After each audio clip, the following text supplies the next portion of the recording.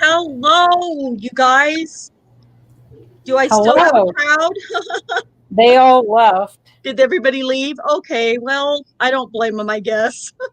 We're here. So sorry that we are late. Yes, we're on Aratose Standard Time. Yes, my first time being this late. Um, I just was telling these guys that, we think we have these little simple projects. Oh, this will be really quick. And then we get working on them. And because this case is so insanely crazy, it's not possible to do any of it quickly. So I'm going to give a real quick hello to Not My Verbiage. Linda, thank you. Jinx, thank you for coming. Blair, it's good to see you again. Becca, hello, welcome back. J Jax, nice to have you back. And Cherie, guess who's there? Cherie.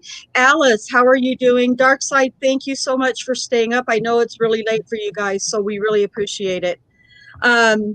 Tonight's presentation is going to be 100%, well, 50%. Well, you just need to pay attention in the chat because we need some audience participation tonight.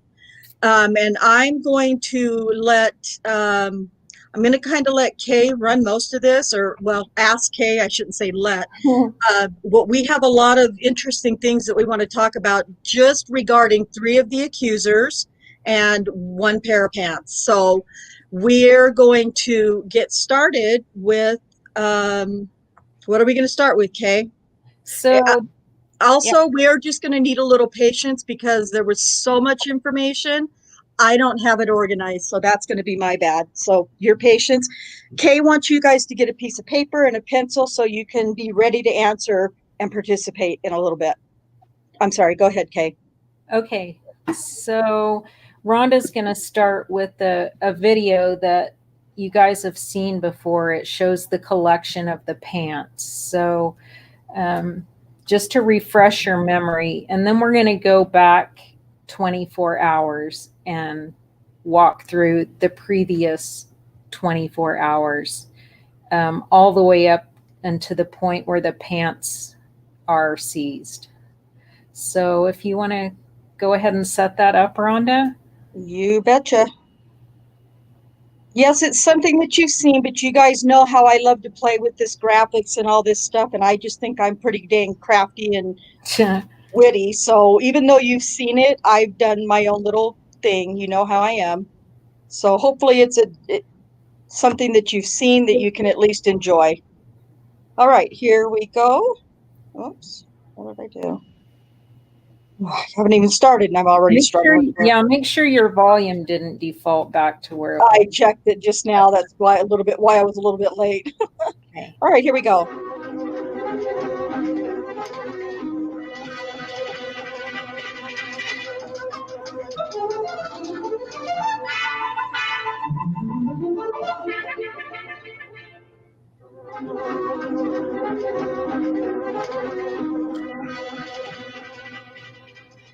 You created some more work. Fixing to go. I just talked to Karen. Yeah.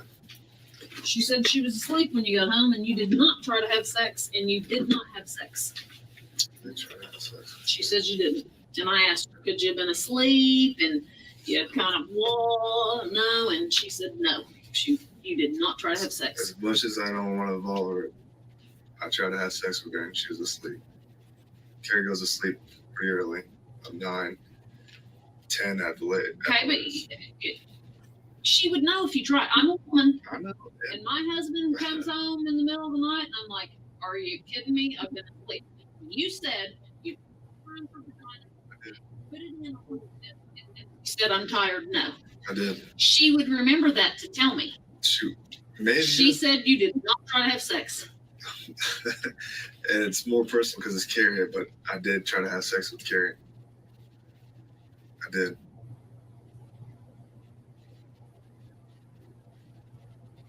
I don't know what to say. I mean, because it just looks like I just caught you in a lie. And now I don't know what to believe. I'm telling you. I don't know what to believe. Okay. Because you tell me this, I go to verify it.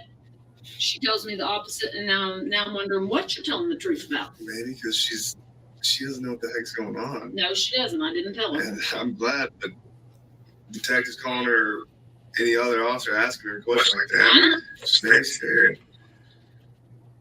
And I don't want to involve her, but she's involved that's because my you girlfriend. That's like, you need her involved for you. right. But now she's given the story that you're not given. I'm telling you, I tried to have sex with Carrie, my girlfriend. She is going to remember your wedding rolling around for who? You remember that. I'm sorry, I don't care how much of a sleeper you are. You remember because it pisses you off in the middle of the night and you go, are you serious? Don't bother me with that. Maybe you should call her and ask her if she's a deep sleeper. There's multiple times I've tried to do that. Most times we've had sex. Most times she has pushed me Well, off. you told me that you have sex every day. And she says you did not have sex today. We didn't have sex today. No. We didn't. Well, you said you have sex every day. Most day, every day, yes. So if I call her back, is she going to tell me that you'll have We sex did not- every day? We did not have sex, but recently, mostly every day, yeah. I'm a woman and I know what it feels like to be woke up for sex, and I don't like that. And you remember it, and I don't believe you. I'm telling you the truth. I'm sorry. I tried to have sex with my girlfriend. I did. I don't know, you're a dude.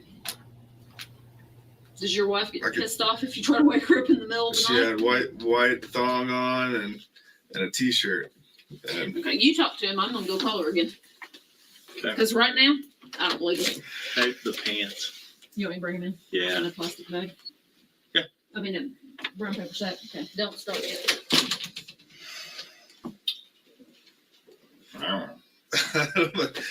and that's probably her destiny or whatever. I don't know. She's like, what? And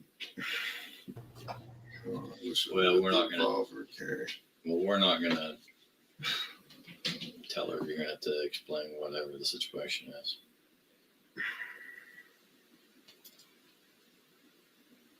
That's what happened. You got any questions of all this? I'm You getting asked. attacked now. I'm just feeling, I'm like, God bless. I want DNA. I want everything. I want to get it done. We're gonna put it to the front of the line, okay? Get it done. I can tell you, it usually takes a long time, but because of the situation, we will put it at the front of the line, okay? Yeah. I mean, usually on this stuff, we do whatever we can. Here is shorts and a shirt. I don't know if the shirt will fit in the same. Before I call Carrie, you tried to have sex with Carrie. I tried not to have my somebody else. girlfriend. Yes, that was in my bed. Yes. Do you ever cheat on her? No, So it's only Carrie right now. Carrie. All right, man. Pants in this bag and just put the. Unless you want to keep the shirt on, I don't know.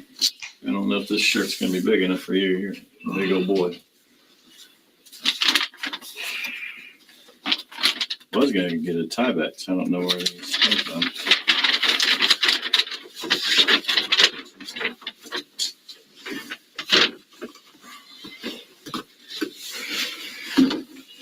Well,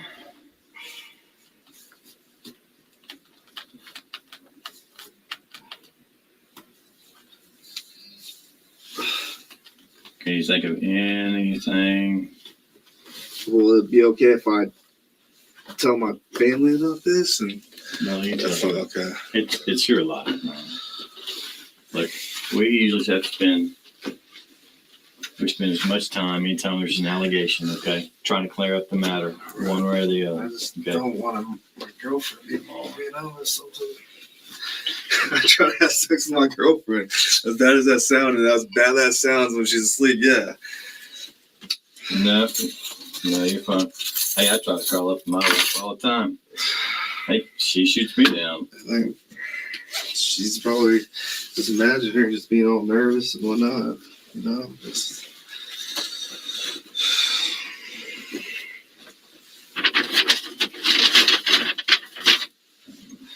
Well, you can get home and try to explain everything. So what goes on from now? There she is. Jesus. Well, you're headed home, obviously, because you need some pants.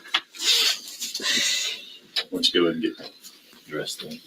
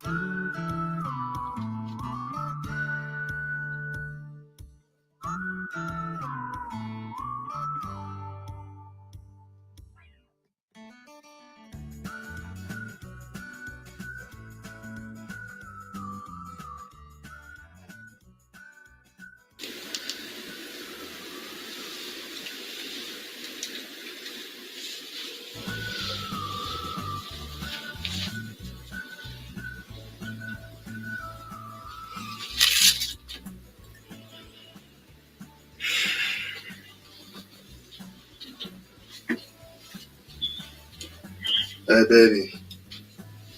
Babe. I need to tell you what's going on. It's crazy. I said, I'm basically on my way home, and I'd like to talk to you. What's going on? It's crazy. Yeah, they gotta give me a ride, so I don't know, probably 10, 15 minutes. Till I get 15, around there. I don't know, 15, 20, 30 minutes around there.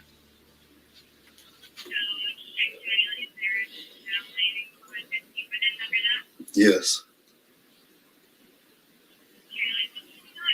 I don't know. I gotta tell you, it's crazy. It's nuts. So I love you, okay? I love you.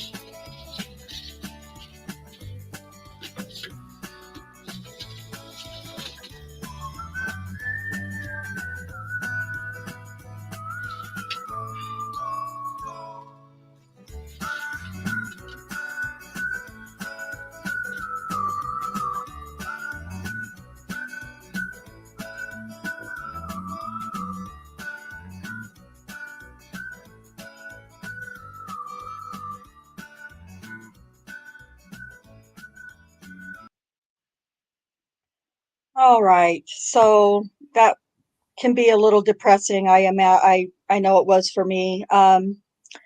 but I made it as long as I did because hopefully, and I'll try to post this somewhere in Daniel's Truth in Discord.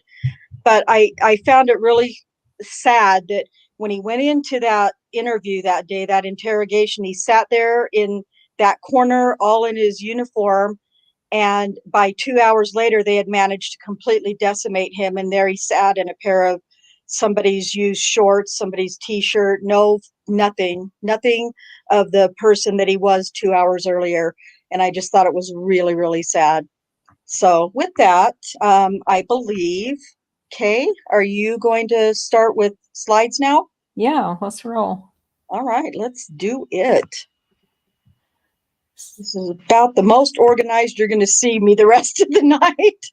Oh, Is getting these slides up. So, be but nice. we've had a lot of fun doing it. So hopefully you guys will enjoy it. Okay.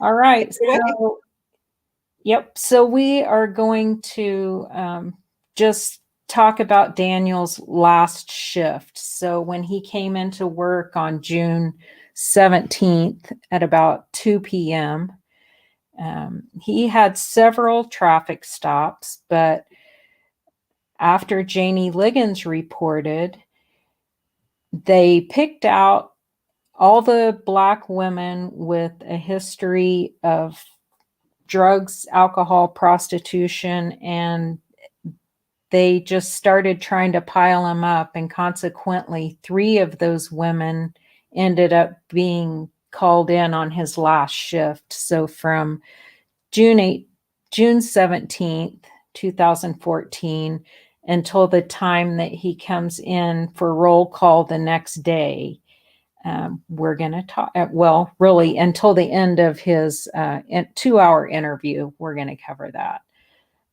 So go ahead and advance, Rhonda. Okie dokie. So this is a picture of the pants, and that they do end up collecting. So take a good look at the pants, and we're going to be talking about 3 accusers, and all I want you to jot down every time you hear another allegation. Keep track of all the allegations. We're going to take a look at the initial allegations, how they changed. We're going to read through preliminary hearing allegations and trial transcript allegations, and pay close attention and see if you can pick out the changes in the stories.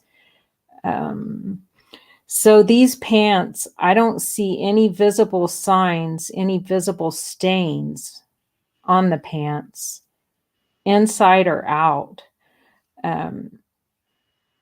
Crime lab analyst Elaine Taylor, she did not test the pants for fluids. She looked at them under a bright light with a magnifying glass, and she didn't see any indication of staining on the pants anywhere. So she did not use an alternate light source, which was, is a common practice, which any crime lab analyst who is worth their salt would do. She did not do that. So, there's no way that she can claim that she can't really say anything about fluids since she didn't test for fluids. So, like I said, these 3 women that we're going to talk about, detectives basically cultivated them from the list, all generated from Daniel Holtzclaw's call records. So there's no dispute that he was out with these women. He put himself out with these women. So slide 3, this is Adaira Gardner's radio traffic.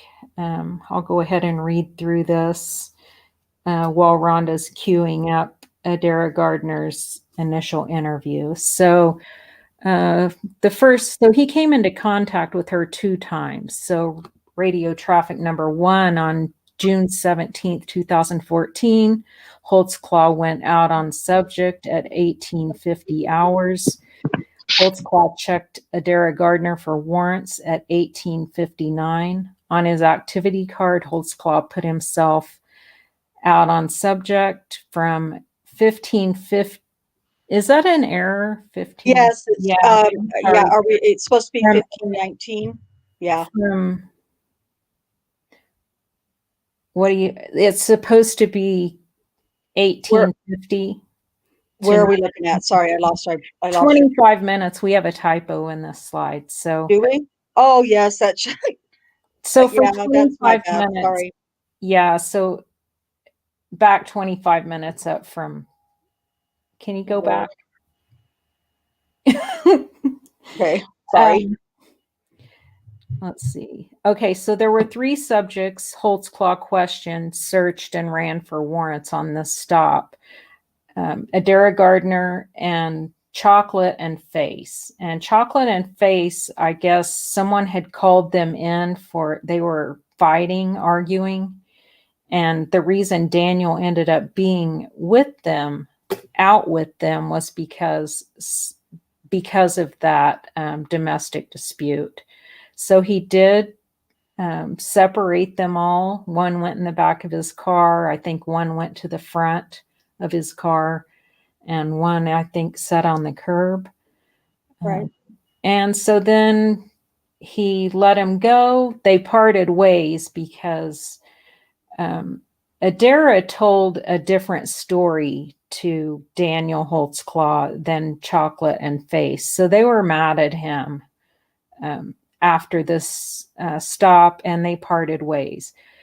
So radio traffic 2, Holtzclaw was out on subject at 13th and North Indiana at 21:19 hours. He drove to 1729 Northwest 14th, Adaira's house. Adaira said the officer parked in her driveway. He did not clear that call until 21:28. So it's 9 minutes. Yep, 9 minutes. Officer Holtzclaw documented on his card, out with subject at that address. He said from 21:30 to 21:45. Pretty much was proven at trial that Holtzclaw really wasn't good at the paperwork part of his job, and keeping, especially those cards, and filling them out to the T. So I don't know if that's a consequence, the differing time. I don't know if that's a consequence of him just guesstimating later on when he's trying to make his card look right, or what the case was. Holtzclaw documented on his, wait a minute. Okay. Holtzclaw called Adaira's mom at 23:42 hours, and I obtained the AVL, aerial AVL, and animated AVL showing what Officer Holtzclaw was doing just before making the call. He drove up Adaira's street and stopped his car south of Northwest 14th in Indiana. His vehicle is stopped at 23:41 and 16 seconds, and it's driving again at 23:45 and 45 seconds. So he is, I guess, on the porch with her for 4 minutes and 29 seconds, and you'll hear her allegations. So, okay. All right, we're doing yeah, we're ready for Adaira Gardner's interview. Okay. With Kim Davis. Okay, and who's going to help me with that? Cherie, are you doing this, or am I? I don't have the interview paperwork for any of them, so I just have the prelim and the trial transcript. Okay, let me pull this up real quick. Some of us have had some, what do we call it? Oh my Computer God. issues. I don't know. No kidding. I'm not seeing the interview. That's really bad. Is that it right there? Can you see it? Oh, okay. You got it. All Do I right. have it up there? Oh, okay. Is Okay. that it? Okay. Yeah. Sorry, guys. I told you we're doing Okay. our best. Here Okay, we go. I'll be the answers. you're going to do the answers, so you get to be what you've been waiting for all your life, to be Kim Davis. I'm Adaira. Oh, geez, thanks. All right. Well, clearly we're doing a little role playing here. Okay. So we're going to start kind of in the, not like somewhere in the middle of this, because the first part is just chit chat that we don't need to discuss. So let's see. I'll start at how did you know? At what point did he put you in his car? Oh, sorry. Let me tell you, I was on the wrong page. Oh, are you going to read from your own? I am. No, I'm reading from yours. Okay. Can you point to me where you are? Yeah, sorry. You're gonna start right here. When he stopped me when I was about to turn. Okay, why did he put you in his car? Did he tell you? Yeah, he said he didn't know who I thought I said I was, and then he said, "Well, where do you live at?" And I said 17th and 29th. And he said, "Well, I'll take you down there, and I'll ask you some more questions." Okay, so did he search you before you got in his car? No. And did he drive you straight to your house? Yeah, and he parked the car. Like in front of your house? Yeah, Okay, or in your driveway? in my driveway. Oh, okay, well, so whatever Kim says, she's gonna say, it sounds like, right? In your driveway? Okay, now at that point, does he run you or ask you more of your name, since he's not believing you, or what does he do right when he parks? He just asked me the same questions he already asked me, like, what's my name and blah blah blah. I already told him. And he was like, "Well, get out. I'm going to see what's going on. I'm going to have to search you." So Did he have to open the door for you to get out, yeah, or could you get out yourself? he had to open the door. That was a trick question, and she managed to pass that. Well, So she's been arrested several times. yeah, exactly. Yeah, it doesn't work on her. It wasn't a very tricky question. No, it wasn't. Well, consider the source. Kim Davis says, "Where was your mom? Do you know? She's at work. Where does your mom work?" She works for Iowa Steak. She sells steaks from a refrigerated truck. She goes out of town like a door-to-door salesman. So he opened your door and told you to get out. Yeah. Then what? Just one thing. Then I walked to the porch. So he got out, you got out and went straight to the porch? Yeah. Okay, did he come with you?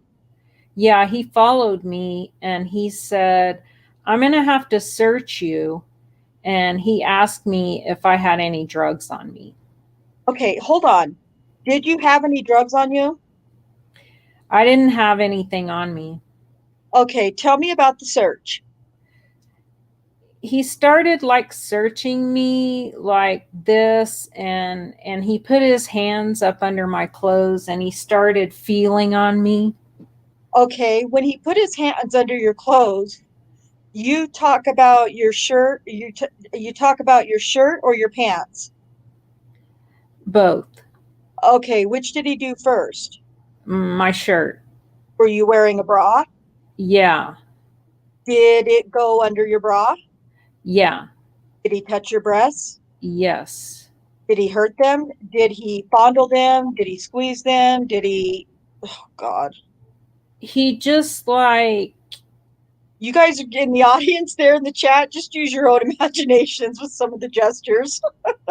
We clearly you can't see us doing it. Okay. He just like squeezed them. Did he say anything when he touched your breasts? I don't think so. Okay, and then is that when he went down your pants? Yeah. Did he put his hands inside your underwear? Yes. Where did he touch? Gestures with their hands. Again, your imaginations, folks.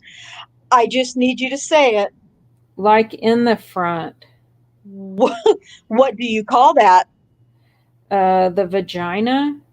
Okay, now, I know you've had sex, Mm-hmm. right? Okay, so you know all the parts of the vagina. Did he touch you just like the outside part, just where the hair is, or did he penetrate anything with his hands? Oh God. Well, he penetrated with his hand. I'm glad you chose her part. What did he do? Like, and she's gesturing with her hands, started touching on me, put his finger in me. Okay, did he say anything then? He was like, well, you have warrants, and I don't want to have to take you to jail today. So this is what you're going to have to do. Hold on. Okay. What are you going to have to do? He said, bend over. Okay. I don't want to do this. And he was like, well. You said that? You told him you didn't want to do it? Yeah, he said, well, this is what you're going to have to do. I don't want to take you to jail. I don't want to have to make it harder for you than it has to be. This is what you're going to have to do. I don't want to have to take you to jail. Yeah. And what else? And he said, bend over. Now, are all your clothes on at this time when he's saying bend over? Yeah, I had shorts on and a shirt on, and he pulled my shorts down. Before or after you bent over? After. Okay. So when he said, I don't want to make this harder than it has to be, when you bent over, are you facing him?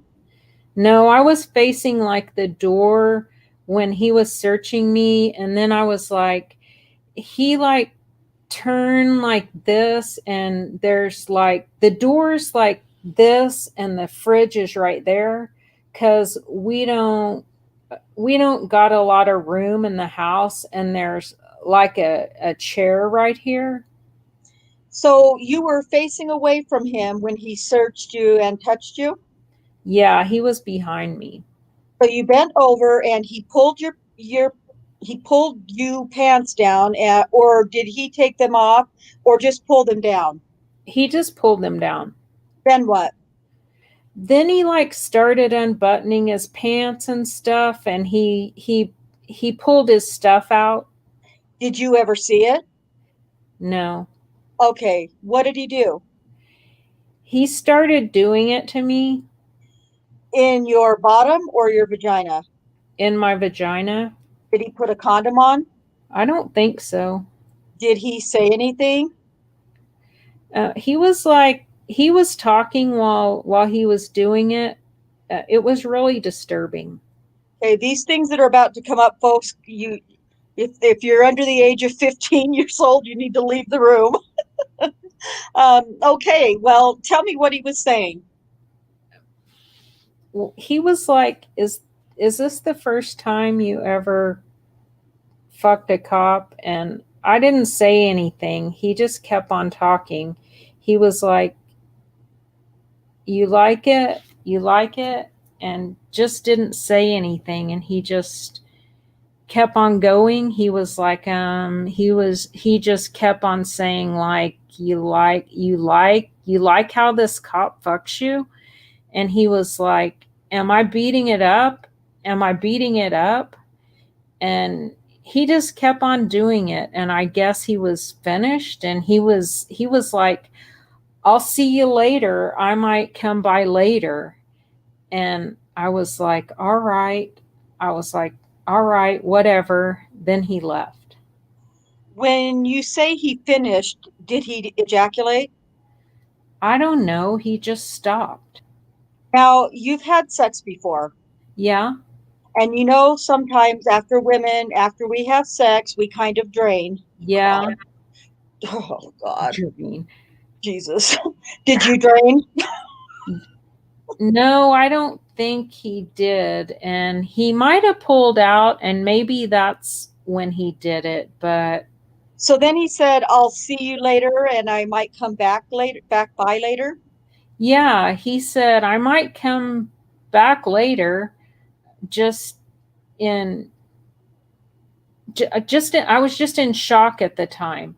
I just didn't really say anything. I was just like, okay. So when he left, I pulled my clothes back up and I still couldn't get in my house because I didn't have the key and the card wasn't working. So I just sat there. Card, like, do you use like a driver's license or a credit card or something? Yeah, I have like a library card and it was working at opening the door. So I was just, it was, I think this should say it wasn't working at opening the door. So I was just sitting there. Do you not have a key to your house? I had a key, but I had locked it in the house at the time. That day? Yeah, when I left. Okay, was it daylight or night? Dark time when this happened?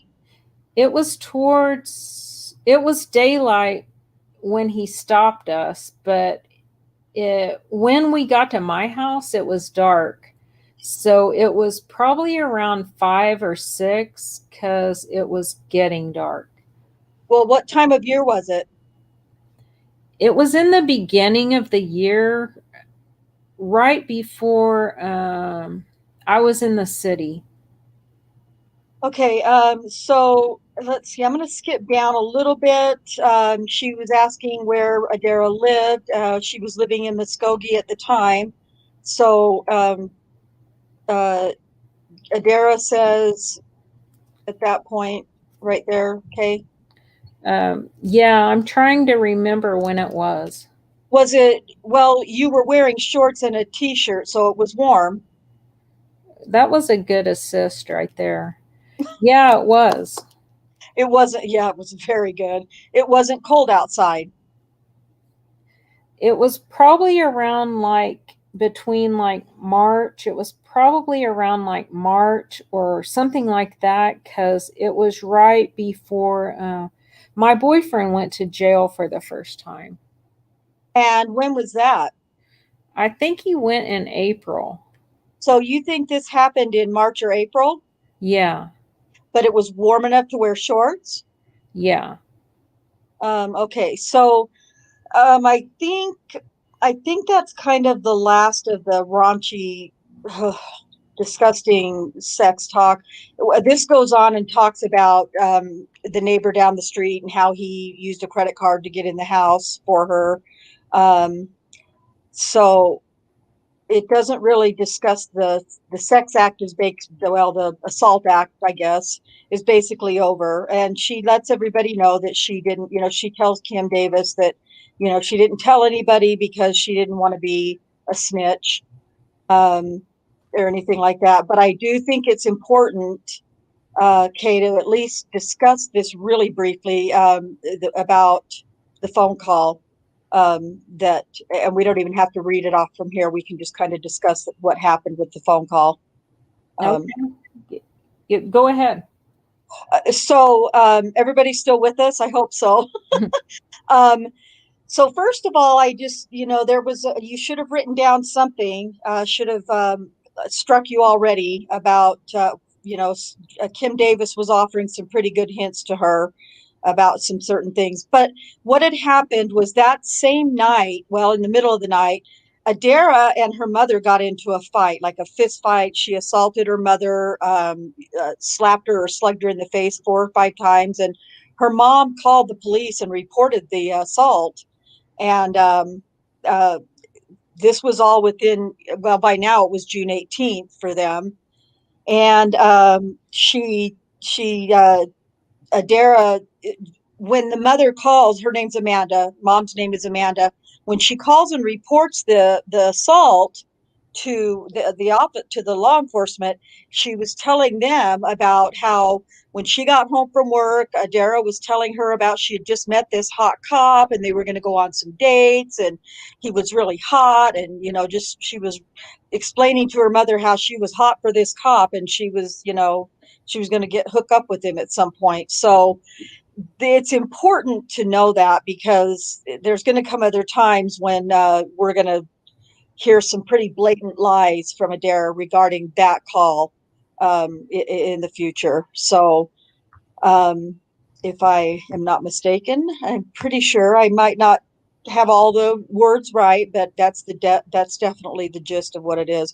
And so that just leads you to believe that Adaira definitely is not feeling like, well, first of all, she wasn't assaulted. We all know that. But instead of telling her mom she was assaulted by this police officer, she's telling her mom about having met this hot cop that she's going to hang out with and have some dates with later. So, doesn't sound like a girl to me who's been raped, but that's just me. And I'm not trying to do not believe the victim. I get it.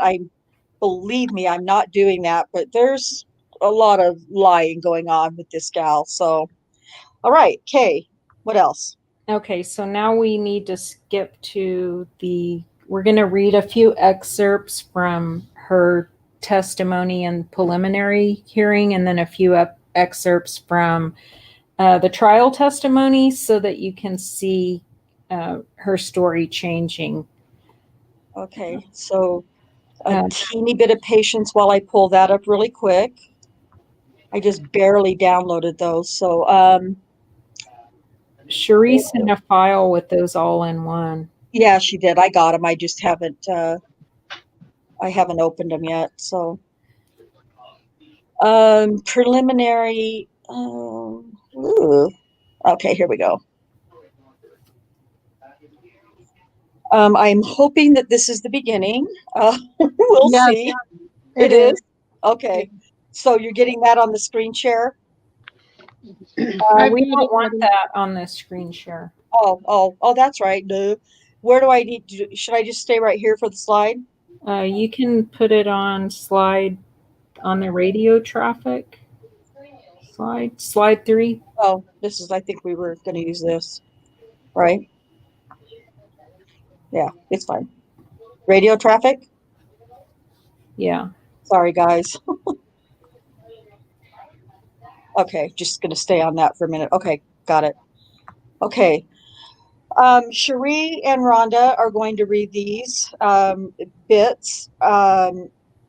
Cherie is going to read the witness or accuser roles, and Rhonda's going to be all of the attorney roles. You guys all know how good I am at attorneying, so. Okay. Question. Now, this is a direct examination by the prosecutor, Mr. Gigger. Now, Miss Gardner, you've told me that you're out of the police car. Are you actually inside this porch area whenever he starts talking about searching you and things? Yes. Okay. That door looks like it's been broken. Do you see what I'm talking about? That happened a few days before the detectives took the picture of it. It was fixed at the time. So then the door shut. It closed? Yeah, it shut all the way. All right. So you're inside that porch area. What's in that porched area, or what was in that porched area back then? Miscellaneous things like boxes and like just stuff to fix up the house with. Junk? Junk. Okay. What happens on the porch? Tell me about it. He said he was going to have to search me, and I was standing towards the door, and he started like searching me, patting me down, he put his hands under my clothes, and he started touching like my breasts and stuff. And okay, Had he, at that point, ma'am, had he said anything else to you other than I think you have drugs on you? Had he said anything else about your warrants at that point He did after he searched me. after he searched you? So when he's searching you, do you remember what you had on that day? I had on like some shorts and a tank top. Okay. Did you have a bra on? Yes, I did. When he starts searching, do you remember where he was standing? Like, were you facing each other? Was he beside you? I was standing towards the door like this. Okay. The door is like right here, and I'm standing towards the door, and he's standing behind me. So you're facing the door And yes, and he's behind you. yes, Okay. And you were motioning a moment ago when you talked about it, and I've interrupted you. But was he then reaching around to the front part of your body? yes, Okay. When he searched that way, ma'am, did he touch your breasts yes, he did. on top of your clothes or under your clothes? Under my clothes. Tell me about how that happened. How did his hands get under there? He was standing behind me. His hands was up like this, and he reached under and he started touching my breasts, and he reached down and All the way you're motioning. he started touching my. Well, let me talk about that for a minute then. So you did a motion, and I want to make sure because she's writing it down and you can't see the motions. Yeah, He used both hands, yes, one on each of your breasts, yes, skin to skin. yes. And how long did he do that? Was it fast? Briefly. Briefly. Okay. After he touched there, you said, and you did a motion that he went down to the front of your pants. Yes, he slid his hand down into my pants. Okay. Were you wearing panties? Yes, I was. Okay. Did it go inside your panties? Yes, it did. Okay. What did he touch there? My vagina. Okay. Did it go inside? He stuck his finger in it. Okay. Whenever he stuck his finger inside you, ma'am, how did you react to that? I was in shock. I was thinking, like, what's going on? Why would he be doing this? How long did his hand stay down there? Not very long. He pulled it out. Duh. Yeah. Did he say anything to you at that point? He said you got warrants. I don't want to have to take you to jail. I don't want to make this any harder than it has to be. He said, I don't want to make this harder than it has to be. Yeah. Okay. Something like that. I don't remember exactly. Something like that. Yeah. Miss Gardner, whenever he said that to you, what were you thinking? I was in trouble. Like, this was bad. What do you think he meant by, I don't want this to be harder than it has to be? I got to do something I didn't want to do. Okay. Did you feel like he had assaulted you already sexually? Yes. Okay. Did you feel like he was really searching for drugs or doing it for something else, in your opinion? He was doing something else. You'd been pat searched by police officers before. Yeah. Ever had anything like this happen to you? No.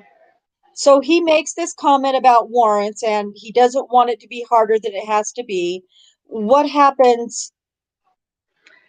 He didn't want to take me to jail. Okay, go ahead with 20. He doesn't want to have to take me to jail. He doesn't want to make it harder.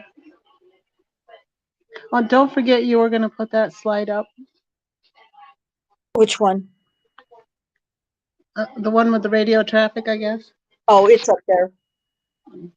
Or unless you mean the other one in the red. Well, we can still see the, we can't see the slide. Oh, you can't? No.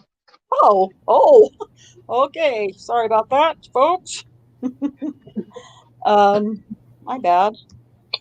Let me get Rhonda, that back that's up. fine. Huh? That's fine. Oh, okay. Okay. Okay, this what was that? Okay. Adaira, are you all right? Keep going. Okay, yes. So after those things have happened and he said that to you, what happened next? What did he do next? This is what you're going to have to do. That's what he said.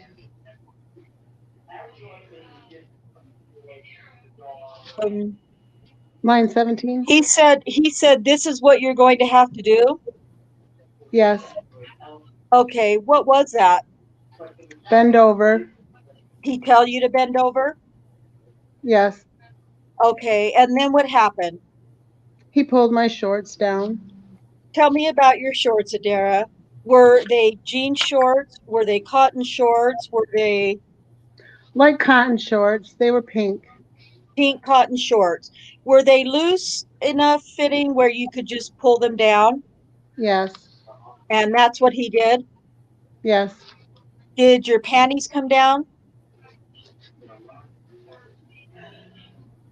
He pulled my shorts and my panties down.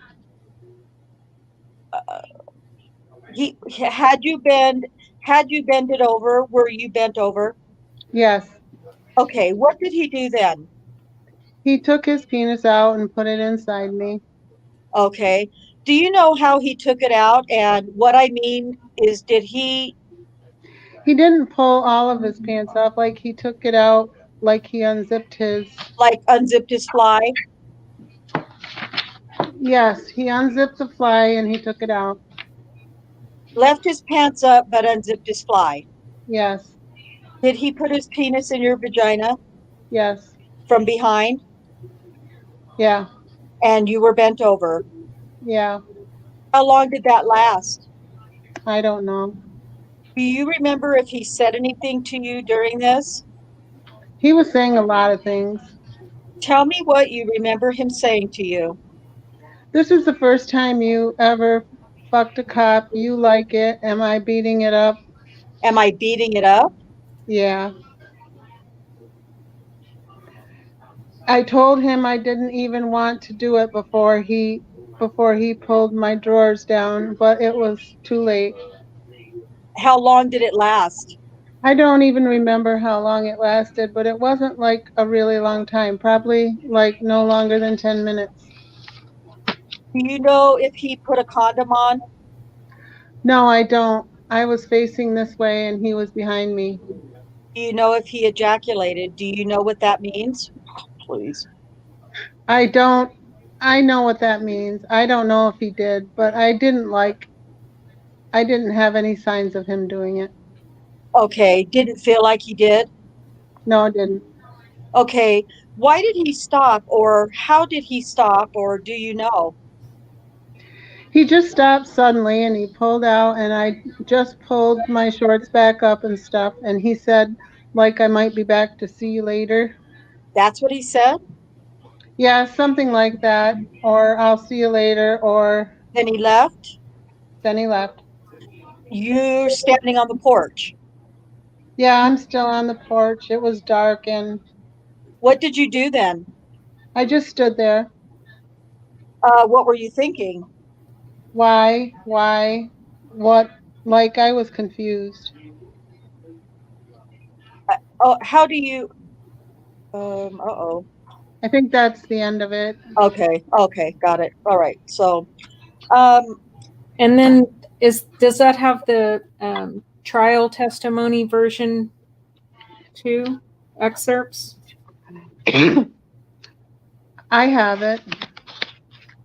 is it not in this one? I thought it was in the all-in-one document. Yeah, you did an all-in-one document, Rhonda. So let's go right into That's what the this is. trial. Okay, so that must be. 507, page 11.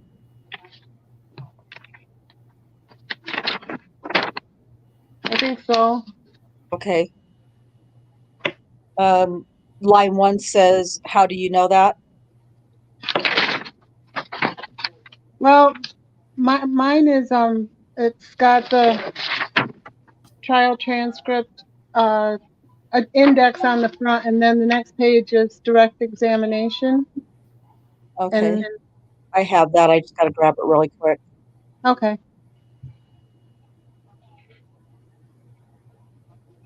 I think. Everybody still with us? I hope. Ask them in the audience if anybody has heard or seen anything so far that doesn't quite sound the same. Of course, I can't see the chat, so I don't have that one. Did I make that one into a Word document, you guys? I did. Okay, I got it. Okay, I'm good. You want me to change the slide, or is it still good? That's fine. Go Okay. ahead. So we'll start with direct examination now. This is excerpts from the trial testimony. So we just did excerpts from the preliminary. And so now we're going to do some excerpts that should match up with the preliminary testimony. So I'm going to start again as ADA Gigger and on a direct examination. So starting with Adaira, can you tell me how old you are, ma'am? 17. And if I can, I would like to talk with you a little bit about an incident that happened back in June of 2014. Do you remember that? Oh, shoot. Yes. Did you have contact with a police officer? Yes, I did. Okay, ma'am. Specifically, at some point, did that officer run your name and check you for warrants? Yes, he did. Okay, ma'am. I want to talk to you specifically then about the 17th day of June of the year 2014. Tell me, ma'am, what were you doing that day? Just a little bit before the officer came in contact with you. Where were you and what were you doing? I was walking with my friends and they were arguing. Who are your friends? Who are you talking about? My friends Nathan and my friend Melody called me. Okay, Nathan have a nickname? Face. Okay. So they're getting into an argument. Yes. Oh, and are they physically fighting or just verbally fighting? Just verbally. Okay. Where are you whenever this is happening? I was around 13th Street. I was in my neighborhood. Okay, northeast or northwest 13th? Yes, northwest. Yes, I was around there. Okay, back at that time, ma'am, is that just kind of what you did? You spent your time walking around doing things over in the neighborhood? Is that fair? Yeah, it was summertime. Kind of a typical day. Yeah. So your friends are arguing, and what happens? Police officer pulls up and stops us. Okay, do you remember what kind of police car it was? It's a regular car, like it wasn't like an SUV or anything. It was just like a regular police car. Do you know if it was one of the newer ones or one of the older ones? I don't remember. Okay, that's all right. He comes up and then I guess there is some contact. You said he pulls up. What happens? We stopped and he said, we got a call about like people arguing about Faith threatening Melody. Okay, you thought they were responding because of your friend's argument. Yeah, that's what he said. Okay, how many officers came? Just one. Just one. What happened as a result of that contact? He stopped and he questioned us. He put Faith in the car and I guess he ran his name and then he started questioning Melody and he started questioning me. I want to jump to the nighttime, and I'll just kind of, so this kind of goes on, this back and forth, this excerpt from the trial testimony is just the back and forth between Giger and the witness about what happened on that first call that day. So that is, well, I guess, oh God, I just missed my page up. That's at the same time when she's going to, I really kind of feel like I need to, well, I mean, there's going to be parts in here where it's going to be, you kind of want to know about how he searched her, how he searched all of the people at that particular site. So I'm going to start on line 22 of that page. He ran it through, you start on line 22 for me, Cherie, if you could. Sorry. Where I don't know where you are. Oh, okay. Sorry. I forgot I wasn't using Foxit in this, and so I just skipped forward a whole bunch. And I don't have these numbered. So he's asking all of them different, the questions about themselves. And he's got Face in the back seat of the car, the squad car, and he's got Melody at one point, and he's got Adaira sitting on the curb. And then she starts telling Prosecutor Giger the different things that he asks her and what he does. Can you see what page that is? It's page 5, I believe. Okay, I think I've got the right page now. So you want? So let's just start on line 2. So I'm going to start. Well, let me talk to you about what he asked you. Were you by yourself when this officer was talking to you? Yeah. Okay, what kind of things did he ask you? What's going on? Like I don't really remember everything he asked me. Well, do you remember anything else other than just like, what do you got, or what's going on and what's happening? Asked me what my name was and run my name, and did you say he ran your name? Yeah. Okay. And he said I had warrants. Okay. Miss Gardner, you've been run before by the police officers. Do you know what that means? Yeah, I have, yeah. So I'm going to try to skip through to the next page. So at this point, he talks to her about, getting her name ran, and she admits that she did have a city warrant at that time when Daniel ran her through during this first encounter. And it was she said that was for trespassing and that she already was taking care of it. You're on page 6 now. So I'm going to start on line 8. All right. After he talked to you about your warrant, did he talk to you about anything else that day? Excuse me. Later. This time. Yeah, that time. No. He let us all go. He let Face go and Melody go too? Yeah. Okay. Later on, again, on the 17th of June, did you have contact with the same officer again? Yes. This time, were you alone or were you with other people? I was alone. Tell me where you were and what you were doing.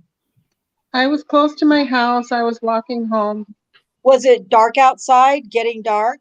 It was getting dark. More hints from the prosecutor, right? It was getting dark. Yeah. Okay, walking towards your house. Now, what house were you walking toward? Where were you? My mom's house, 14th in Indiana. Okay, do you remember where you were whenever he first contacted you? I was around 16th Street, I believe. I'm not very sure exactly. Do you know what cross street? Were you on Indiana or were you on another street? I think it was Blackwelder, but I'm not very sure. Still over in the general neighborhood? Yes, yeah. A few blocks from my house.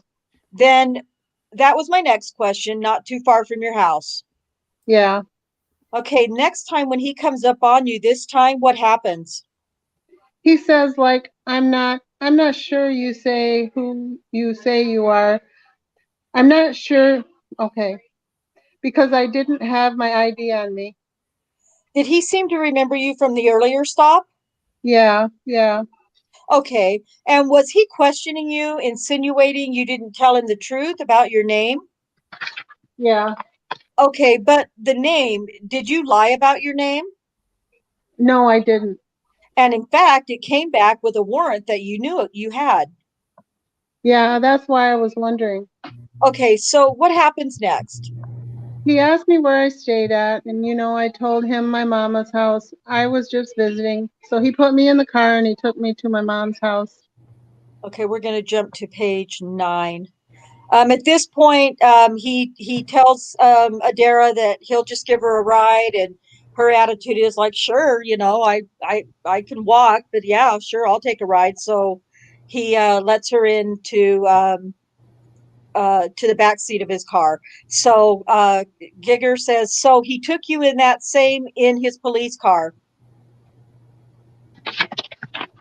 Sorry, I page 9, line 3. Yes, he did. Did you sit in the front seat or in the back seat? The back. Okay, did he go straight to your mom's house? Yeah. And when he got to your mom's house, then what happened? He kept on saying that like I was lying about who I was. And then he was like, well, like he told me to get out. He let me out. And then he kept on asking me if I had any drugs on me. I said, no, I don't. He already had looked through my purse earlier. So I was wondering, it was kind of suspicious to me. Miss Gardner, the first time he came into contact with you when Face was with you, he went through your possessions. He went through your purse. Is that what you're talking about? Yeah, he went through my purse when he ran my name. Okay, so later, when he starts asking you about drugs, you were curious because he'd already searched you that night. Yeah. Okay, what happened next? He said he was going to have to first he said, how do I know this is your house, And he kept on saying I was lying. So I was like, well, I don't have a key. I can't get in. So Why didn't you have a key to your mom's house? because I locked myself out or left it or something like that. And when I didn't have a key, I usually just use a card to get in because it's Did you say a card? a card, like a credit card or ID, like just to slip it in and get the lock. You can kind of jimmy the lock and get it open. Yeah. Okay, so he's acting as though he doesn't believe you. That's your name, and he's acting as though he doesn't believe that's your house. Yeah. What happens at that point? Is it some point you try to prove it? He said he was going to have to search me. Okay, and did he? Yes. Okay, and where does that happen? I was on the porch to my mom's house. All right, so you'd actually gotten out of the car Yeah. and you were walking up to go inside? Yeah. Okay, and did the officer follow you? Yes, he did. Ma'am, I'm going to show you a photograph and ask if this is a photograph of at least part of your house or the front of your house, your mother's house. It is. It looks like you have to go through a gate and then you go up to where the porch is. That's the porch right there. Okay, and it's kind of screened, an enclosed porch. Yes, it is. Okay, looks like it's kind of hard to see what's going on up there. Is that true if you're standing in the street? Yes, it is. Okay, is that the accurate depiction of the way it looked back then? Yes. Pretty much the way it looked. Yes. Okay, I apologize. I marked that exhibit. It states exhibit. We don't need to discuss that. Okay, now Miss Gardner, you've told me that you're out of the police car. Are you actually inside this porch area whenever he starts talking about searching you and things? Yes. Yes. Okay, that door looks like it's been broken. Do you see what I'm talking about?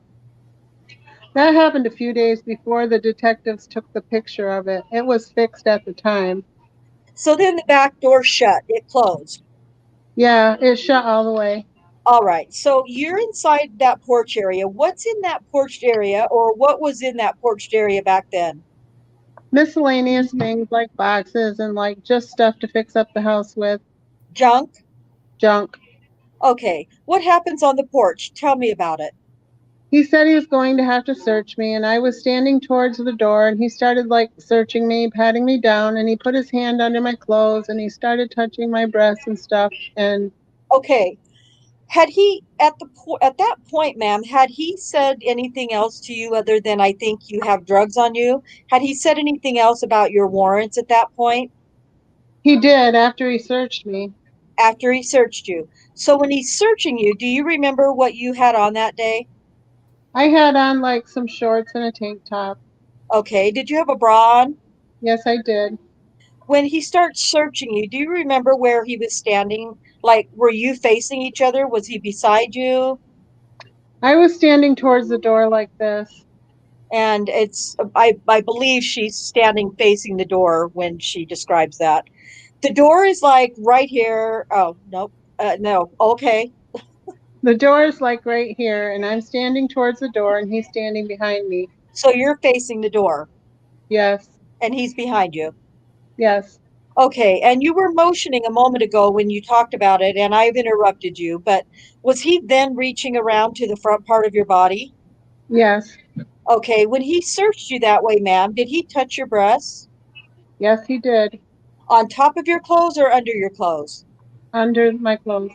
Tell me about how that happened. How did his hands get under there? He was standing behind me, and his hands was up like this, and he reached under, and he started touching my breasts, and he reached down, and he started. The way you're motioning, you don't have to say all these words either, Cherie.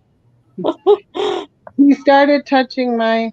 Well, let me talk about that for a minute then. So he touched you, you did a motion, and I want to make sure because she's writing it down and you can't see and she can't see the motions. Yeah, He used both hands. one hand on each of my breasts. Oh, whoops. Yes, Okay, skin to skin. yes. And how long did he do that? Was it fast? Briefly. Briefly. Okay. After he touched you there, you said, and you did a motion that he went down the front of your pants. Yes, he slid his hand down into my pants. Okay. Were you wearing panties? Yes, I was. Okay. Did it go inside your panties? Yes, it did. Okay. What did he touch there? My vagina. Okay. Did it go inside? He stuck his finger in it. Okay. Whenever he stuck his finger inside you, ma'am, how did you react to that? I was in shock. I was thinking, what's going on? Why would he be doing this? How long did his hand stay down there? Not very long. He pulled it out. Yeah. Did he say anything to you at that point? He said, you got warrants. I don't want to have to take you to jail. I don't want to make this any harder than it has to be. He said, I don't want to make this any harder than it has to be. Yeah. Okay. Something like that. I don't remember exactly. Something like that. Yeah. Miss Gardner, whenever he said that to you, what were you thinking? I was in trouble. Like this was bad. What did you think he meant by, I don't want this to be harder than it has to be? I got to do something I didn't want to do. Okay. Did you feel like he assaulted you already sexually? Yes. Okay. Did you feel like he was really searching for drugs or did it for something else, in your opinion? He was doing something else. Okay. Pretty much this just is all very well rehearsed testimony to this point. It seems like. So he talks a little bit about the warrants and Adaira explains what she thinks that meant. And she says, you know, that I think it means he doesn't want to take me to jail. So um, so line 20, Cherie. On the same page? Okay. Yeah. He doesn't want to have to take me to jail. He doesn't want to make it harder. Okay, then on the next page on so the judge is admonishing her because she doesn't let the attorneys finish their question before she answers. So she says, I'm sorry. And then on line 10, Giger says, Adaira, you're all right. Keep going. Yes. Oh. Okay, so after those things have happened and he said that to you, what happened next? What did he do next? This is what you're going to have to do. That's what he said. He said, this is what you're going to have to do. Yes. Okay, and what was that? Bend over. He tell you to bend over? Yes. Okay, and then what happened? He pulled my shorts down. Tell me about the shorts, Adaira. Were they jean shorts? Were they cotton shorts? Were they Like cotton shorts. They were pink. okay? And then she pretty much confirms in trial the exact same things that she said here in preliminary. She talks about the shorts and the panties being loose enough that he was able to just pull them down, and then he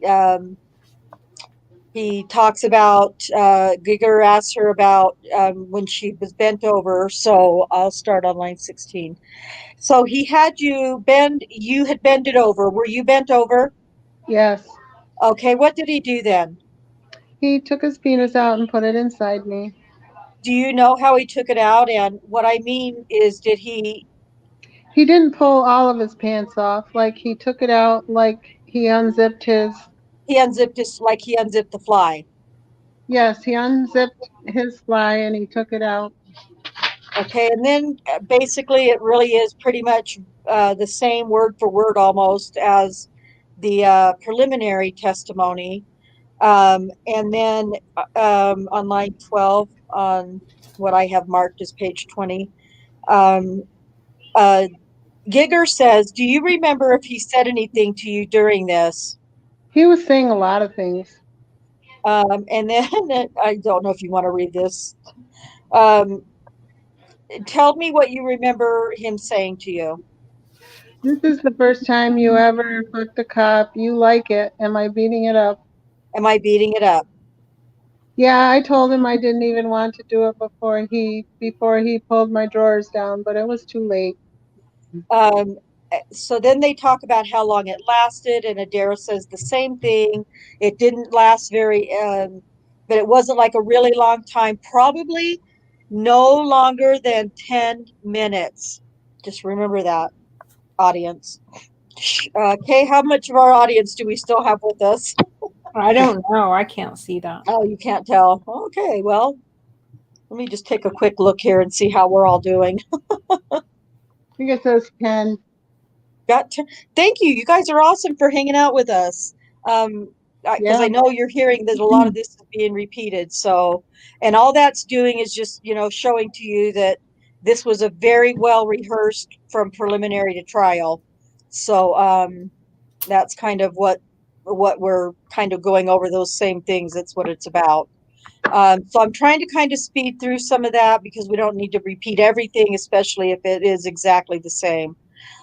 So they discuss about how long it didn't take, no more than 10 minutes, she said. And then they discuss whether or not he ejaculated, and the same exact thing from the preliminary. And he finishes up and he tells her that he'll see her later. And so we're going to, on page 21, Okay. I'm going to go to line 4. Are you caught up with me? Do you know if he ejaculated? Do you know what that means? I don't. I know what that means. I don't know if he did, but I didn't have any signs of him doing it. Okay, you didn't feel like he did. No, I didn't. Okay, why did he stop, or how did he stop, or do you know? He just stopped suddenly and pulled out, and I just pulled my shorts back up and stuff. And he said, like, I might be back to see you later. Okay, and so that's the exact same thing. She said that he just leaves her there standing on the porch, and that it was dark. And Giger asked her, well, what did you do then? She said she just stood there, and that she was like, why what, like, I was confused, and she was shocked and didn't know what to think and didn't know what to do. Like, she didn't know what she was going to do. She didn't feel like, what is she going to do, call the cops, because the cops aren't going to do anything. So Giger asks her on page 22 on line 4, was your mom home? No, she was at work. And what did you do? I stood there for a minute and I tried to get in my house and I still couldn't. So I walked around a little bit, like up and down the street, and then I walked to my neighbor's house. He's not my neighbor, but he lives a few houses down, and I asked him to let me in my house because he could open the door with a card better than I could. Okay, so at this point, we don't really need to read anymore. It's just more talk about what she did after the assault and alleged assault. So, Kay, I think we're gonna, as far as her, we're gonna end that right there. As far as that goes. So we're caught up with that. Are you ready for us to go to the next slide? Okay, the slide that's been up this whole time, which I'm sure everyone's had time to read. I'm not going to read it since it's been on the screen for a half hour. Sorry. No, it's okay. I don't know. Seems weird. This is the police report from the police report that Kim Davis wrote. And you know what we haven't been able to find, and it seems like doesn't exist, which is really strange, is statements from all of the victims, like in their own words, not just being questioned. They've written. But, Jannie Ligons did a statement because she had a SANE test done, and that's kind of part of that. But she had to write everything out in her own words without having the advantage of, you heard Kim Davis asking questions in a way that gave her the answer she was searching for, so that Adaira would only need to regurgitate that information. And through this case, oftentimes what you'll see too is that the police reports don't really match the statements of the accusers. They leave out anything that would be exculpatory for Holtzclaw. So we can go ahead and advance. This is Adaira in, obviously. This picture right here, this mugshot rather, just so everyone is aware, this was an arrest, one among many. I've lost count of how many times she's been arrested since the case, but this was an arrest date on August 21st of this year. So this gal is still getting into trouble. This is if anybody wants to check it out, she's got her own YouTube channel. And in this one particular picture here, it's actually her rapping a song that she's written. I can't recall what the name of it is, but something like "Bitch, I got you, I got the juice" or something. So y'all can do that on your own time. It's pretty weird and dumb. So, but so this is another mugshot from a different time. Sorry, Kay. Yeah, no, that's all right. So as far as Adaira goes with her statements, because she was the only accuser that they had DNA for, and by the time they located her, they were pretty far down the road, still searching for who they could connect to that DNA on Daniel's pants. So it ends up being her, and it's no surprise that her testimony is really well rehearsed and that she has those quotes. She has those quotes down that the prosecutor or detective want her to use, and how she came to those is, I have a pretty good clue how she came to be so well rehearsed. And tell us what you think about that, Kay.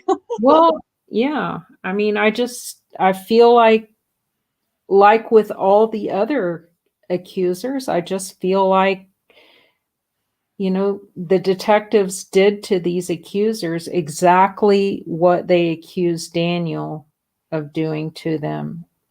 And they used them. I think they coerced them. They victimized them, really. They victimized them, and then they tried to, and they sold to the public that Holtzclaw victimized him. So You know, we've seen since this case, several of the women continue to get into trouble, and nothing really happens to them. I mean, they try to keep them out of trouble as much as they can. I mean, I think there's a point where it comes to the end of the road and your suspended sentence or whatever, that you can't ride out your 2 years of not getting into trouble and you get revoked. It's interesting to look at their court records and I can't even figure out all the shenanigans that got pulled to keep them out of trouble. Would you say particularly Adaira? Because I mean, I haven't looked at everybody's records, but like you said, a lot of them, continued to get into trouble legally. But Rosetta Great? Look, Rosetta Great had a lot more. Yeah. I think didn't Adaira had I've lost count of how many Adaira had. Yeah, I mean, that is truly, I don't know. It's just a sad case for me. I mean, I'm not trying to paint her as a saint or anything, but what a screwed up thing to do to a 17-year-old kid. The detectives knew that Holtzclaw was innocent. The prosecutor knew that Holtzclaw was innocent. Who lays that kind of crap on someone to deal with? I mean, like, she didn't have enough problems to deal with, right? Without and then even looking at even a bigger picture than that, or a part of the collage, maybe, is that as young as she was, they writing off her warrants or expunging things or letting releasing her on her own recognizances, just pay this little fine or don't pay anything and it'll just disappear. And that happened in Adaira's case. I mean, you can go through the I can't remember the website that you guys refer to all the time, but so this 17-year-old, 18 and 19 by the time she goes to the trial, of course, but all along her stuff is just being swept away for her. She's not dealing with it. She might be going before a judge, but she gets everything fixed for her legally.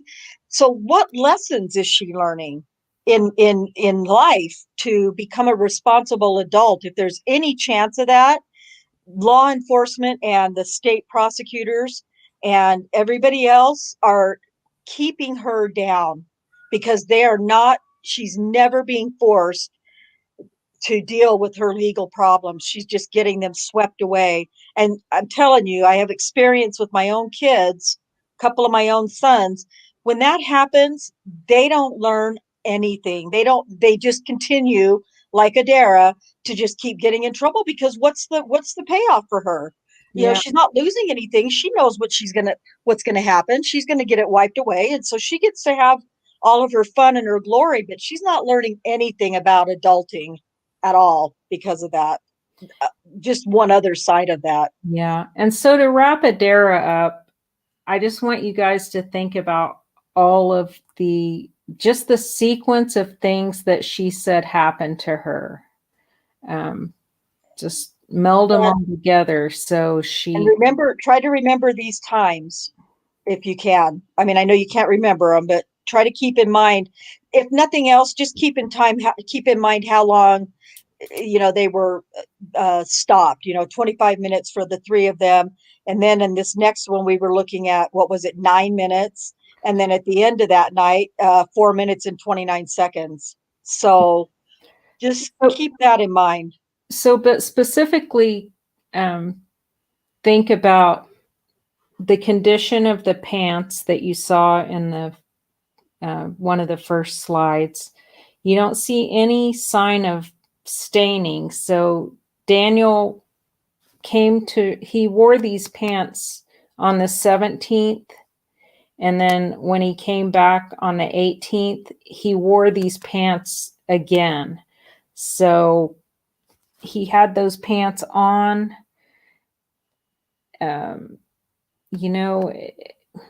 You guys know as well as I do that when you try to try to scrub off a stain with a damp washcloth or something, sometimes when it dries, you can still see where the stain existed. It's just different. But I don't see any stains on these pants, and neither did the crime lab analyst.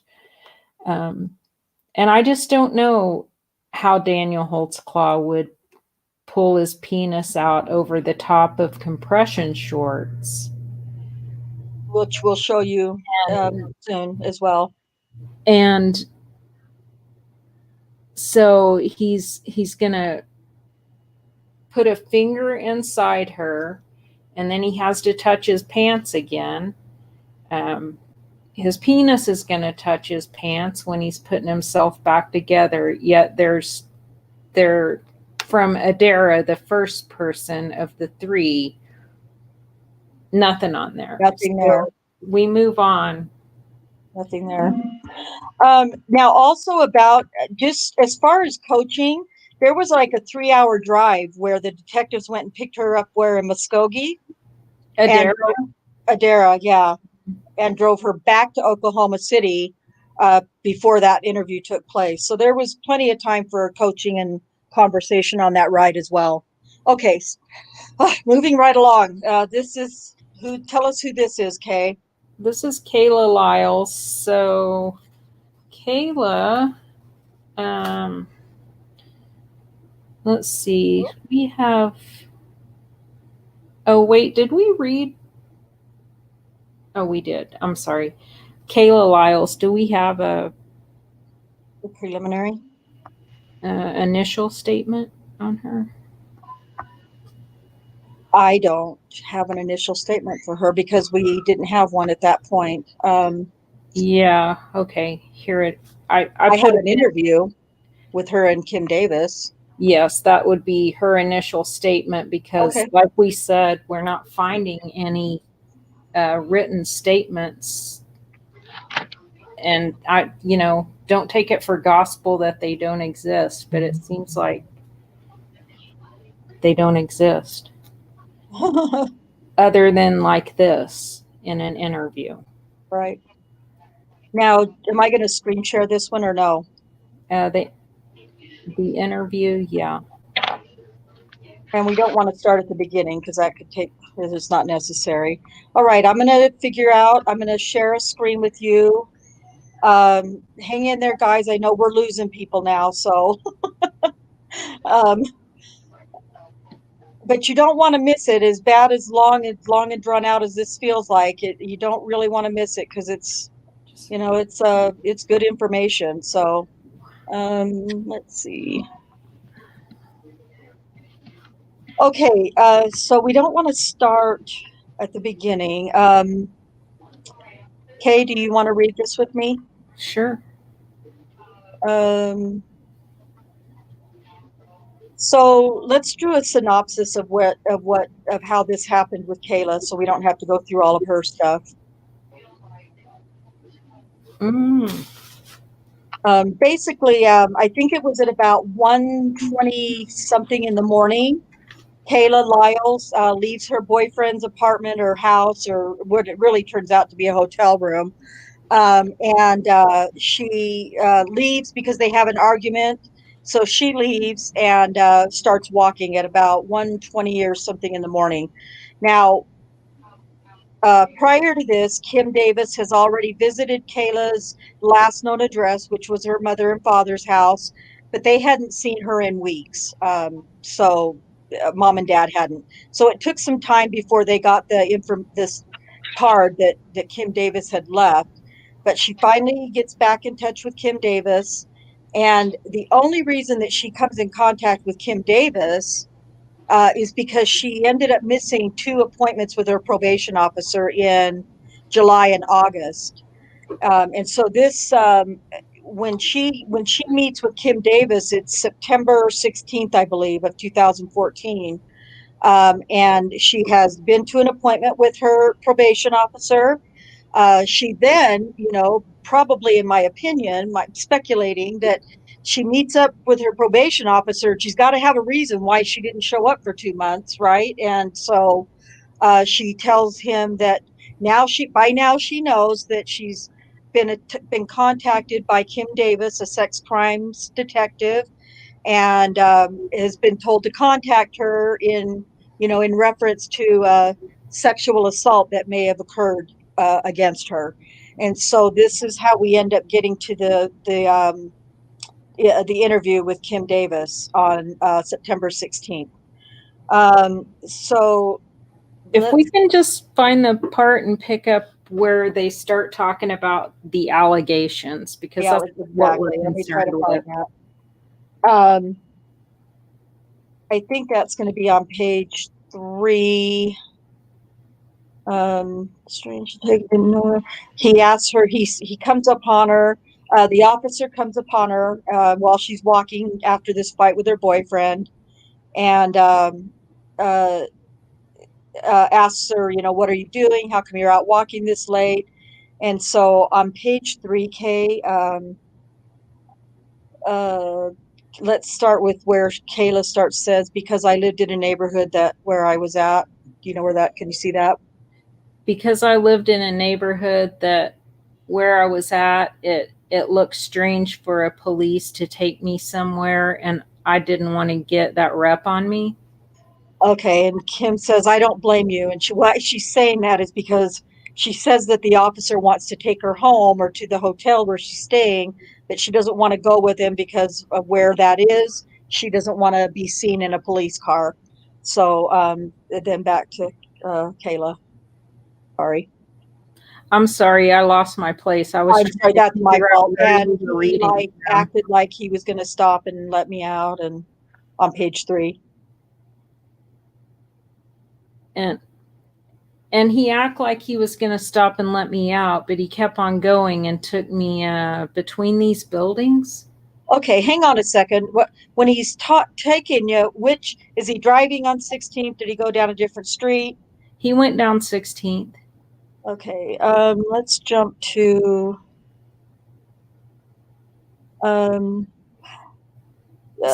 okay, so Kim Davis says, hang on. So he takes you by a vacant school building. Did he park like in the parking lot of the vacant school building?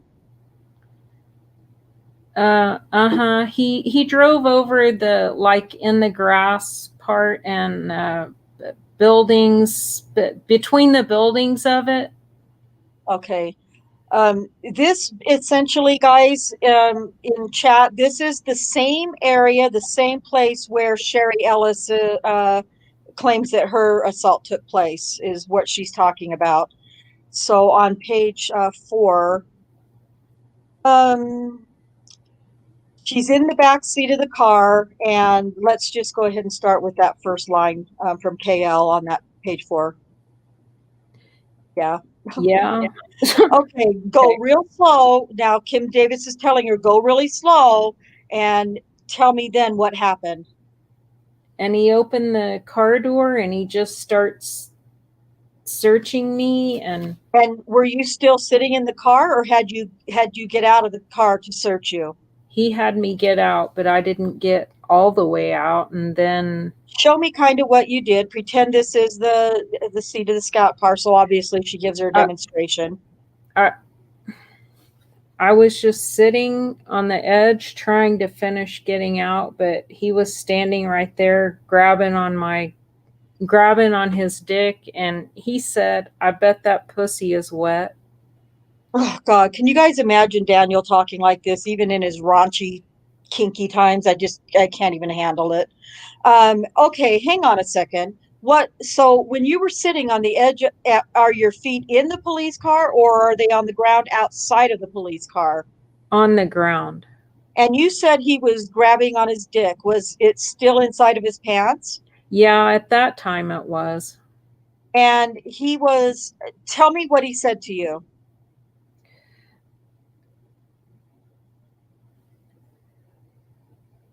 Sorry, did you lose the... I did. Oh, sorry. I bet that pussy is wet. And what did you say?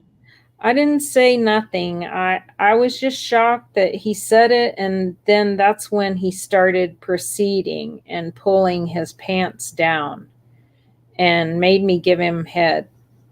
Then did he pull his pants down? How far? like halfway, because I felt his some kind of like a gun or something that kept hitting my backside.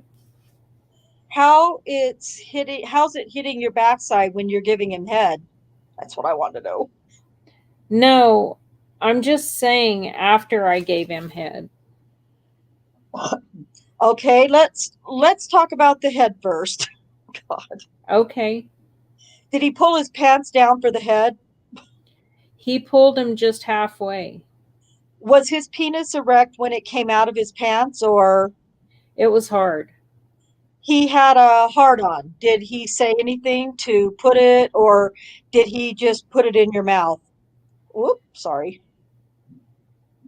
It was basically as he was like forcing me when I didn't know what to do. I was scared and I didn't want him to do nothing more or threaten me or anything. Did he threaten you?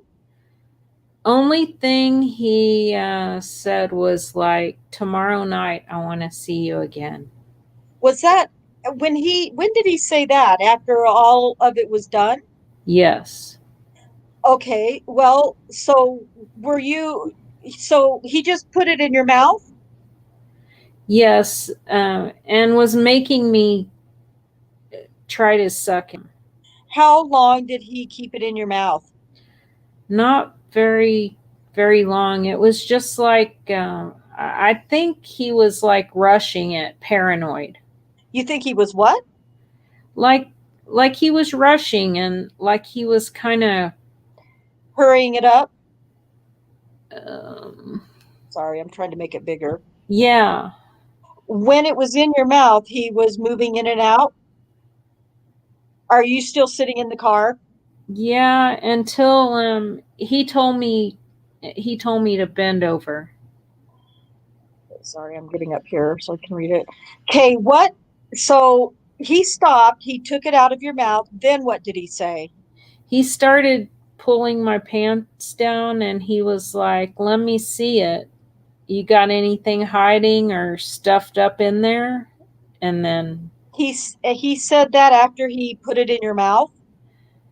after he got done putting it in my mouth, And then then he said, now let me pull your pants down and let me see if you ain't got nothing stuffed in there and whatnot.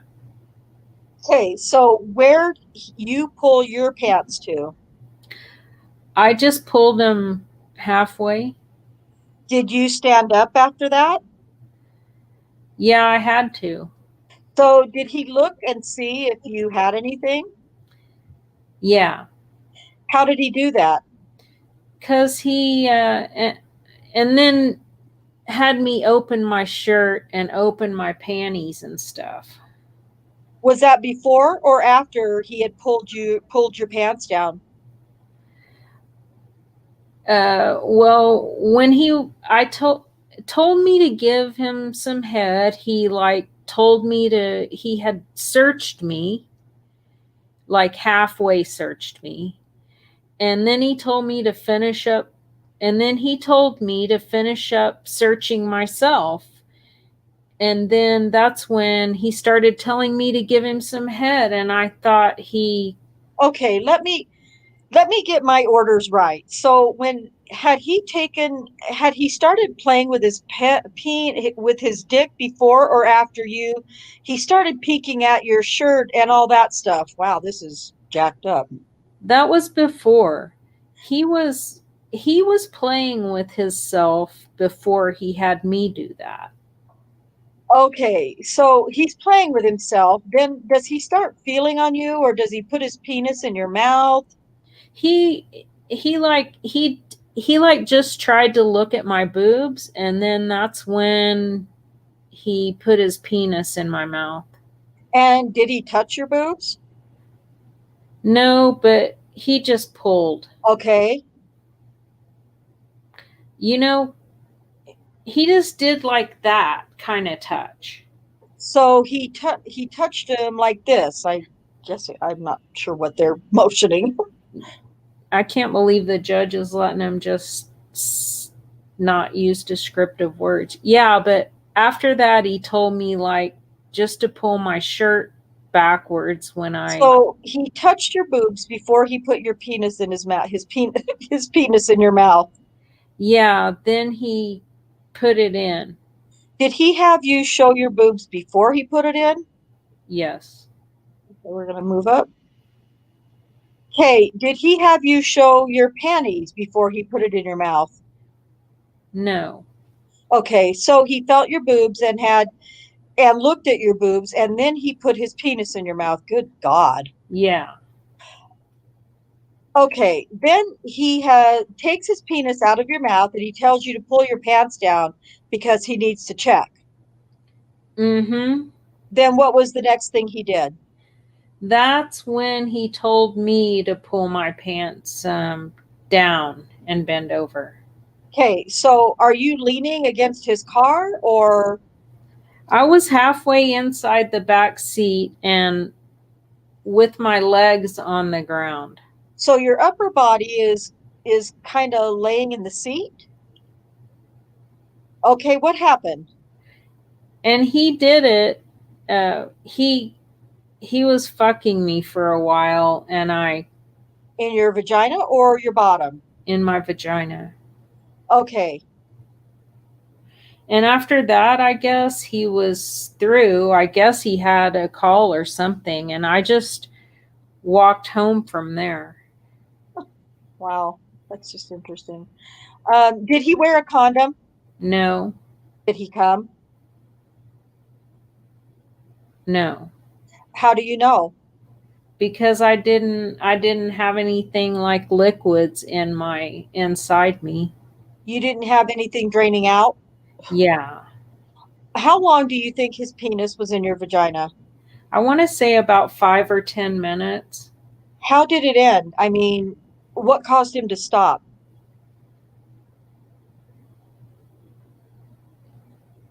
Yeah, I don't know what happened there. I don't know. I think he just had a call or something, or I guess people started driving down the street from a distance he could see, and I don't know. Where he was, where she says he was, he couldn't have seen that, just by the way. What did he say when he was done? He said, "I want to see you tomorrow night around the same time." What did you say to him? I just told him like, "Okay." And I just rushed walking home. Did he follow you or anything? No, I think he sat there for a minute. Okay, I think that's the end of the raunchy talk, right? So, Yeah. okay, yeah, that's the end of the raunchy talk from the interview. So, I don't know about anybody else, but I just felt like there was a whole lot of lying going on, or not sure what she was supposed to say, or whatever. So, yeah, you're right, Alice. She can't seem to get her story straight, right? No kidding. Because that was a little rough. So, okay, are we back on the slides? Actually, if you just want to scroll through the preliminary hearing excerpt and find the allegations part. Okay, that's Where a to? different. Let me find that one.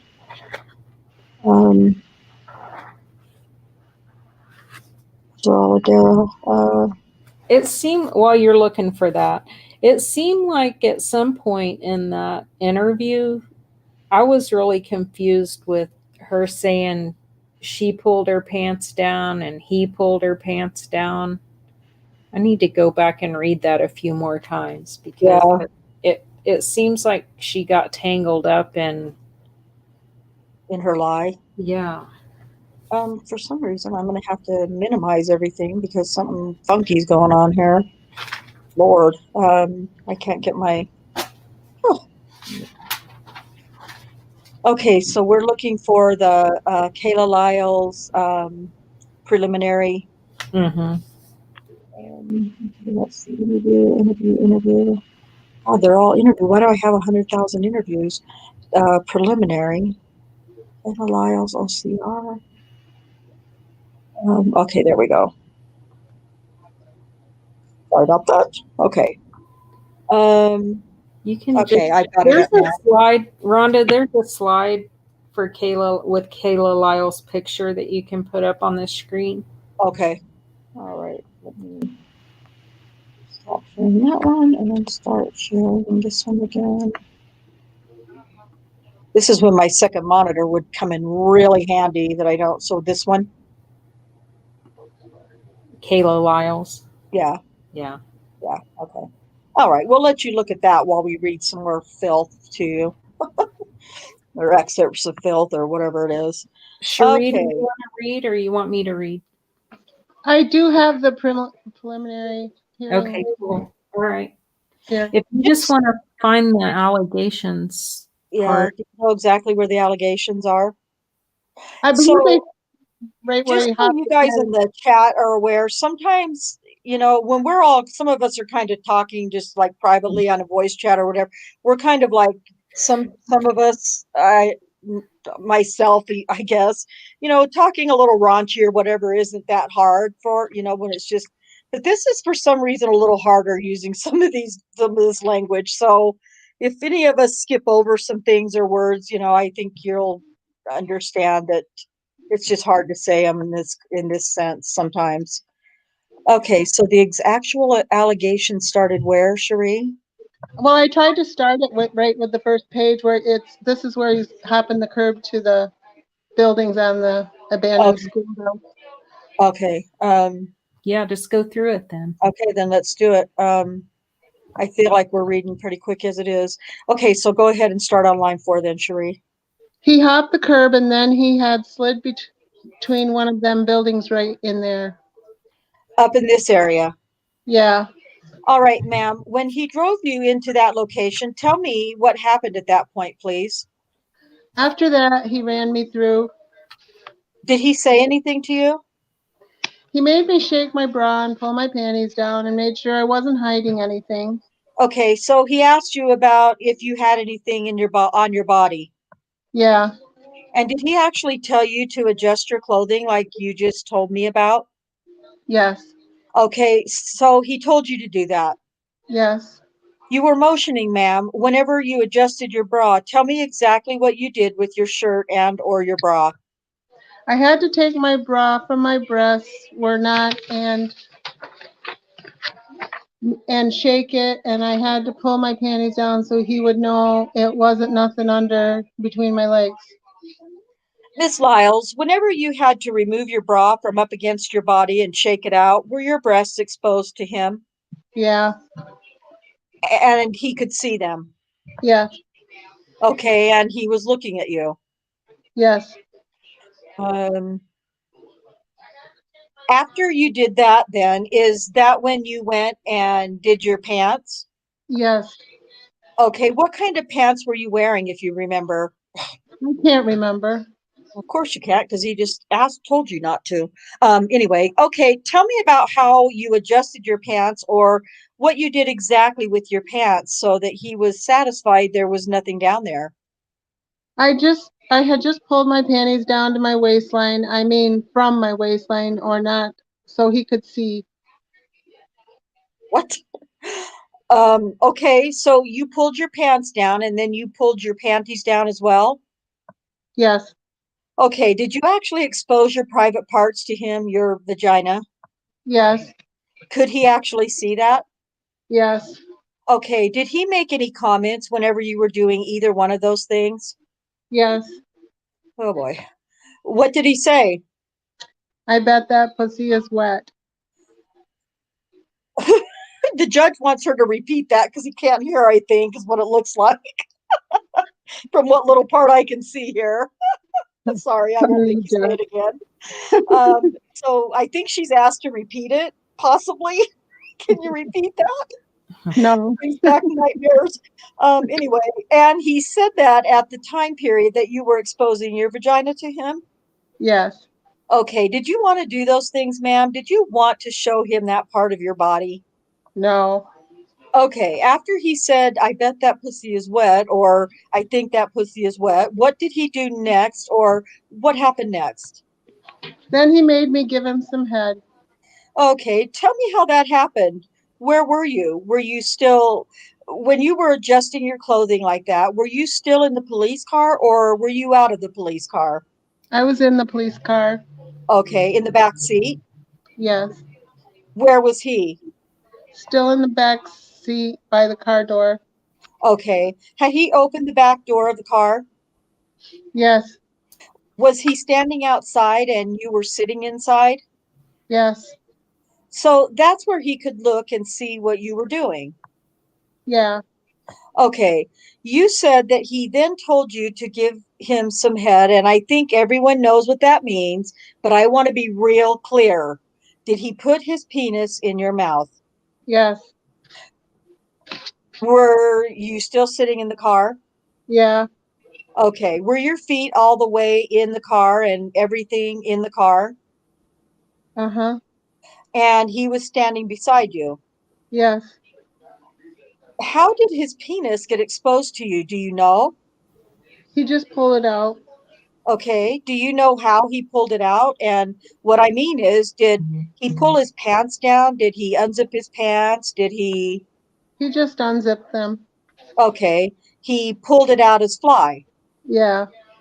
Okay. So his pants stayed up, but his penis was out of his fly. Yes. Did it go in your mouth? Yes. About how long did that take? I'm sorry. How long did that last? Well, I can't remember. Okay. Do you know if he ejaculated? Did he come? I don't think so. Okay. How did it stop? I don't know. I guess if we were at that spot for a little too long. Okay. At some point, did he pull away from you? Yes. Okay. After that happened, what happened next, ma'am? After that, he made me bend over and Did he have you get out of the car to bend over, or how did you bend over? it was just part of my body was outside the car and I was still leaning inside the car. Were your feet outside the car? Yes. Were they on the ground? Yes. Sorry. And was the top half or were you bent over the back seat of the car? Yes. Okay. And what happened whenever he had you in that position, ma'am? He was doing me. Did he have sex with you? Yes. How did your pants get down that time?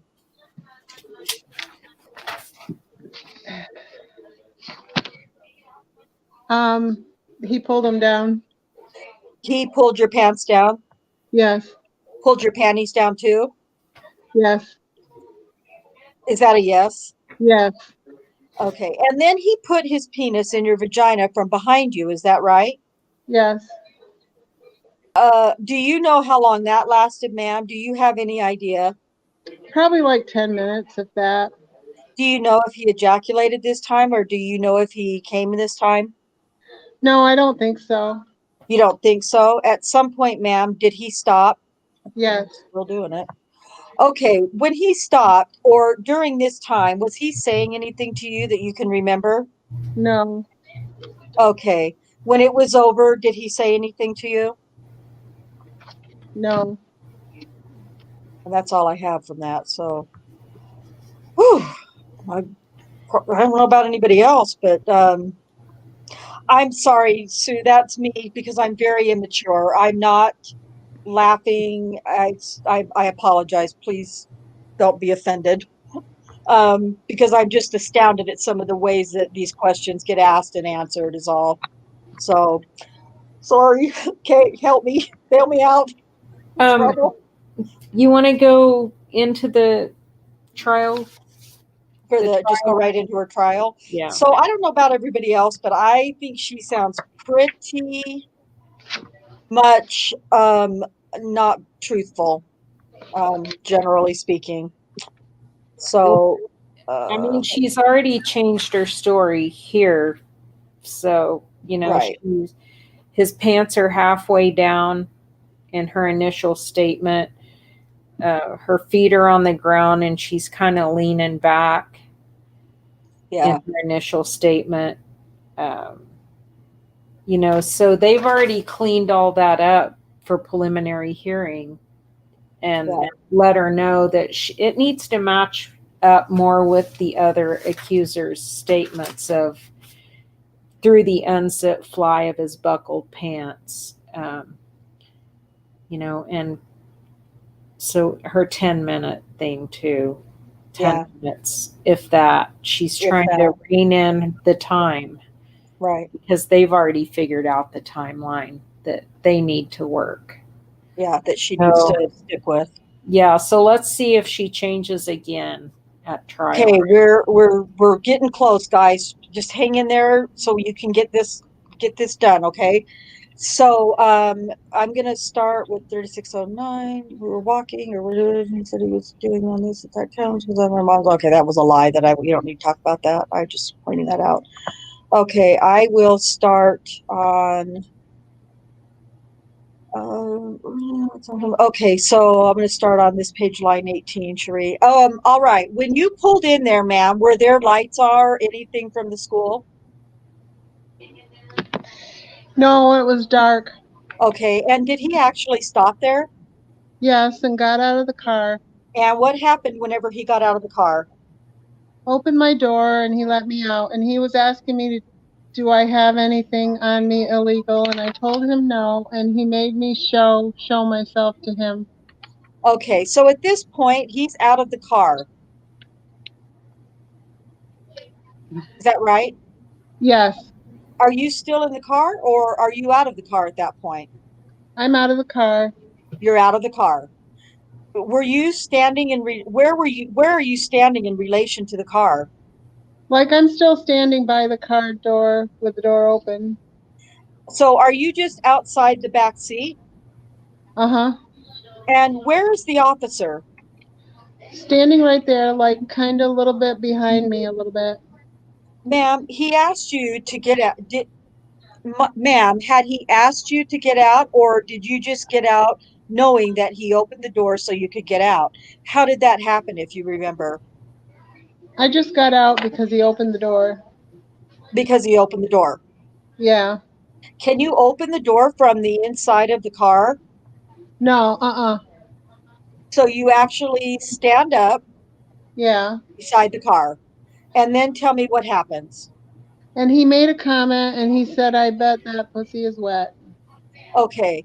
You said something a minute ago, ma'am, about him asking you if you had anything on you. Do you remember telling me that? Uh-huh. When did that happen? Were you still in the car, or were you out of the car when that happened? He asked me if I had anything on me, but I had got out the car, and that's when I had to show myself to him. Okay. And did that happen right after you got out, or did something else happen first? That was right. That happened first. That happened first? Yeah. Okay. So when you stood up, that's part of the conversation about, do you have anything on you? Uh-huh. All right. And then in response to that, what did he do? Or what did you do in response to, do you have anything on you? He asked me to show my cleavage and my private. Okay, tell me about that. Tell me how that happened exactly. The jury doesn't understand exactly. They haven't heard anything about this. So tell us what happened. He just had me to pull my shirt up and pull my panties down, so assumed I didn't have nothing on me. Ma'am, what were you wearing that day? I think it was, might have been a dress. Okay. I'm not for sure. Like a one-piece thing? Yes. Okay, you said he had you pull your shirt up. Tell me did he tell you to do that? Yes. Or did he motion, or how did you know that that's what he wanted you to do? He told me to do it. And what did you do? I did it. Were you wearing undergarments? Were you wearing a bra? Yes. Okay, did that stay on? He made me pull everything up. He didn't, I guess he just wanted to see if I had anything on me, but I don't think I didn't have nothing on me, just what he was wanting to do. And I want to ask you real specific. I'm not trying to embarrass you, but I want to ask you real specific. So he had you actually pull up your shirt and pull your bra up. Were your breasts exposed to him? Yes. Was there light there? Could you see? I guess how he had his light or something on them, I'm not for sure. And what light? Do you remember there being any lights? Not when we pulled up, I didn't. Okay. Was there lights on the car or in the car? Yes, The door was open. yes, Does the light come on when the door is open? yes. So there was that light. After you exposed yourself to him, your breasts, how long did you hold your shirt up? Was it just a moment or did you put it down? Tell me about how that went. I just showed him and just closed myself back up. Did he say anything? Other than I bet that pussy's wet. I want to make sure I'm following the sequence. So he said that after you pulled your shirt up or before? After. After. You also said something about having to either pull your dress up to where your privates were exposed, or at one time you said your pants. I'm not sure which. Do you remember? No, I just remember pulling my panties down. Yeah. Oh, your panties down. Yeah, because he was trying to make sure if anything was stuck in there or something. Miss Lyles, do you remember why you specifically did that? In other words, did he tell you to do that, or did you just do that on your own? He told me to What did he say, if you remember? pull my panties down to make sure I didn't have nothing up in me. And when you did, nothing up in you? Huh? He said, I want to make sure you have nothing up in you. Is that what you said? Is that what he said? Yes, All right. Ma'am, whenever you did that, well, first of all, did you do that? yes, And so then your pubic and your vaginal area was exposed as well. yes. Did that last about the same amount of time as your shirt, or was it different? Last about that time. About that same time? Uh-huh. Did he say anything to you after you did that? Other than I bet that pussy's wet, and then he just, And that's when he said that? yes. And then I interrupted you. You were going to say something else. That's when he had me bend over. Okay, ma'am, at this point, if I understand it, are you still standing outside the car? Yes. Okay, he said, I'm going to have you bend over, or you said he had me bend over. Tell me what happened next. He just pulled it out and he started raping me, I guess. Okay. Did you at some point bend over? Uh-huh. Okay, and tell me, where did you bend over, or how did you bend over, Miss Lyles? In the back seat of the car. Okay, are your feet still outside the car? Yes. So basically the doors, you haven't, have you ever moved away from the door? No. You're still standing right in the opening if this is the street, right? Yeah. And so does the top half of your body lean onto the seat? Yes. Okay, ma'am, I think you said, and then he started raping me, something. Is that what you said? Uh-huh. You got to answer. She has to write it down, so you have to Yes. say yes or no. Okay, that's why I'm making you do that. Ma'am, did you see his penis? Yes. Okay, did you see it? When did you see his penis? After the fact, after he told me to raise up and told me to suck his dick. Okay, Did that happen before or after he had you bend over? It was like back and forth, so it's kind of confusing. Oh, I haven't heard that before. Okay, so not only did he actually, to use your word, rape you, but he actually had you suck his dick too? Yes. Okay, and I want to make sure I understand. Did he do it more than one time? Yes. Okay, so it was back and forth. Yes. Do you remember whether or not the oral started first or the vaginal intercourse started first? I think he had me bend over first. He had you bend over first? Yeah. All right, ma'am, I'm going to ask you another question again. I'm not trying to embarrass you. Whenever he had you bend over, did you feel his penis go into your vagina? Yes. Okay.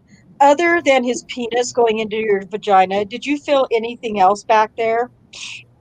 Yes, I felt like it might have been his gun or something poking my hip.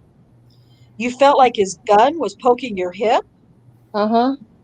Did you see how he removed his penis from his pants? Yeah, he just unzipped his fly. Okay, so his gun and stuff stayed on, Uh-huh. but his penis came out as fly. Yes. All right. In regards to the sexual intercourse, do you have any idea how long that lasted? Probably like 20 or 30 minutes. Seemed like 20 or 30 minutes? Yeah. Do you know whether or not he ejaculated, Miss Lyles? I don't think so. Why don't you think so? Because I know the difference of that. It was just like it was just getting excitement or something out of it. I don't know. Okay. Well, and again, I'm not trying to be crude, but you've had sex before when someone has ejaculated Uh-huh. and it didn't feel like that. Uh-uh. Is that what you're saying? Yes. Okay. Did you notice if there was any fluid or anything? And again, I'm not trying to be graphic, but was there any fluid on your leg or anything like that? Not that I can recall. Okay. Now you said at some point he also made you perform oral sex on him. Yes. You were positioned, or where was your body whenever you had to do the oral sex?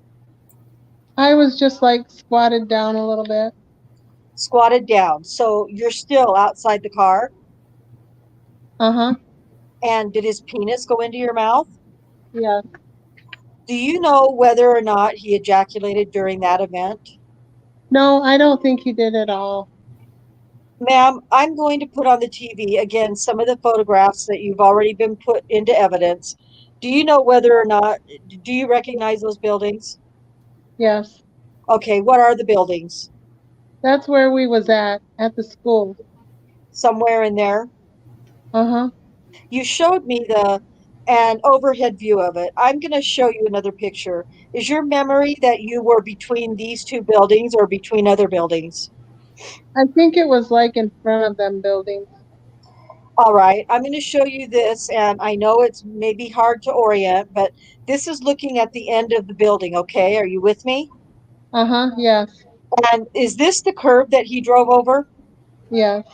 Okay, if I go down to the other end of this building, ma'am, that's where the state's exhibit number 2880 is. Do you understand? Are you oriented?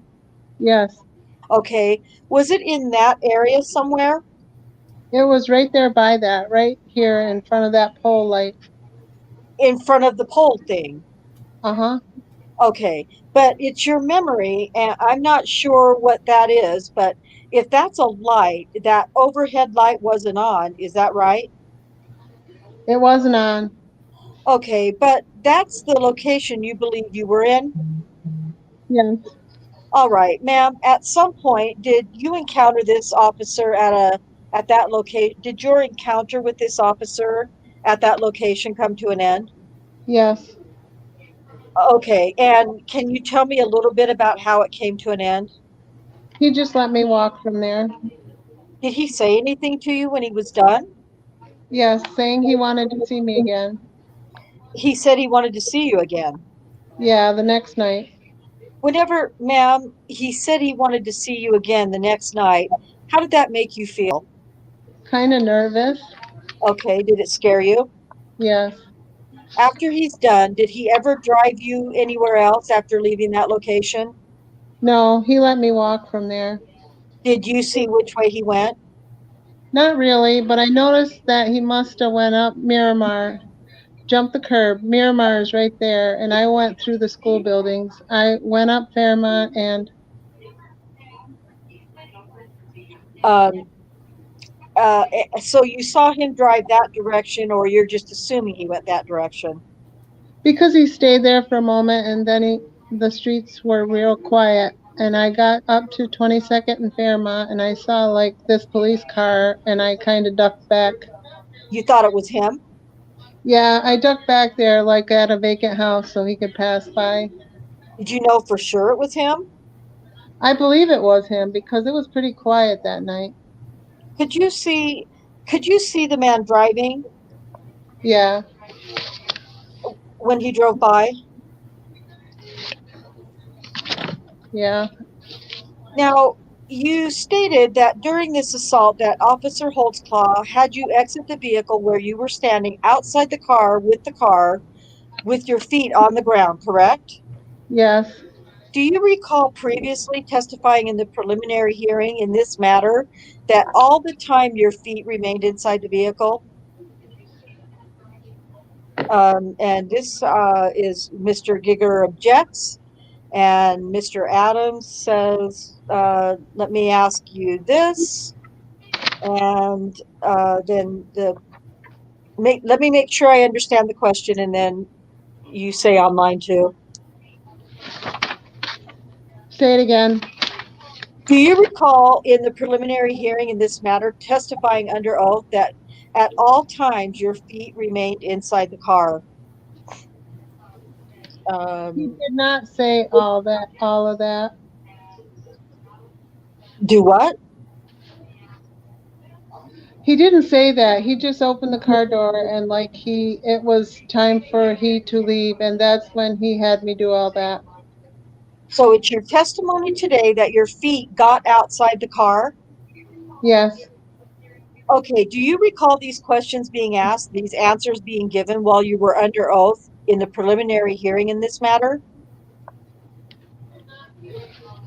From page 95, line 2 in the preliminary, the question was, okay, were your feet all the way in the car and everything in the car?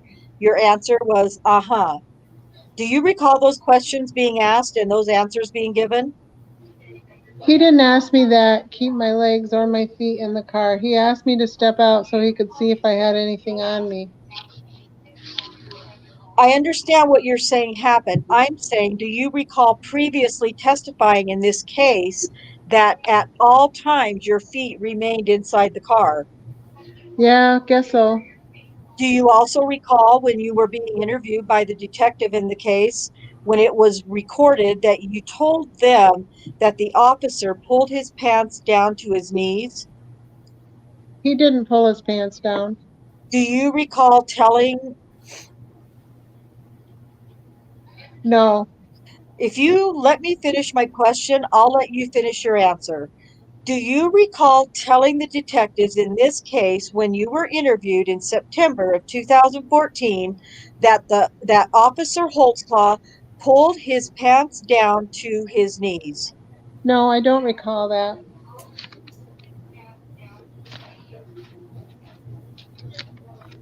She said, so Mr. Adams is referring to the report, page 2 of the report, halfway down about paragraph 5 or 6, and then he says, she said the officer started grabbing his penis and said, I bet that pussy is wet. She didn't respond to his comments. She said the officer pulled his pants halfway down and exposed his erect penis. Do you recall telling that to the detective? No. Because that did not happen, correct? No, it didn't happen because I guess his gun was started hitting me in my back. That's why he just unzipped his pants.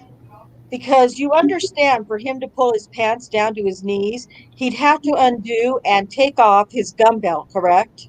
Yes. Now, you had been staying up with the news and actually seeing that Officer Holtzclaw was in trouble, correct? For some allegations that women were making against him, correct? Yes. You'd been staying up on that. Actually, been photographs of him shown on the news, correct? Yes. That was prior to you ever reporting any incident between yourself and Officer Holtzclaw, correct? Yes. Yes? Yes. Now, going back, you were on probation then. And you were on probation, I think you told Mr. Giger for having illegal narcotics, correct? Yes. Fact, it was every police car had been, the lights came on. I have no idea what happened here. I've messed something up. So I'm going to start on line 3.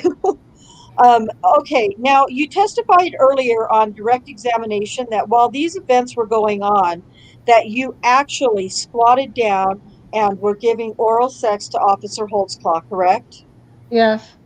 And that would have been after you're saying that he had intercourse with you. It was between. It was back and forth. Okay, do you recall testifying in the preliminary hearing that when you allegedly gave oral sex to Officer Holtzclaw, you were inside the squad car? I wasn't. I was knelt down. Do what? I was kneeled down. Inside the squad car? No. Do you recall testifying at the preliminary hearing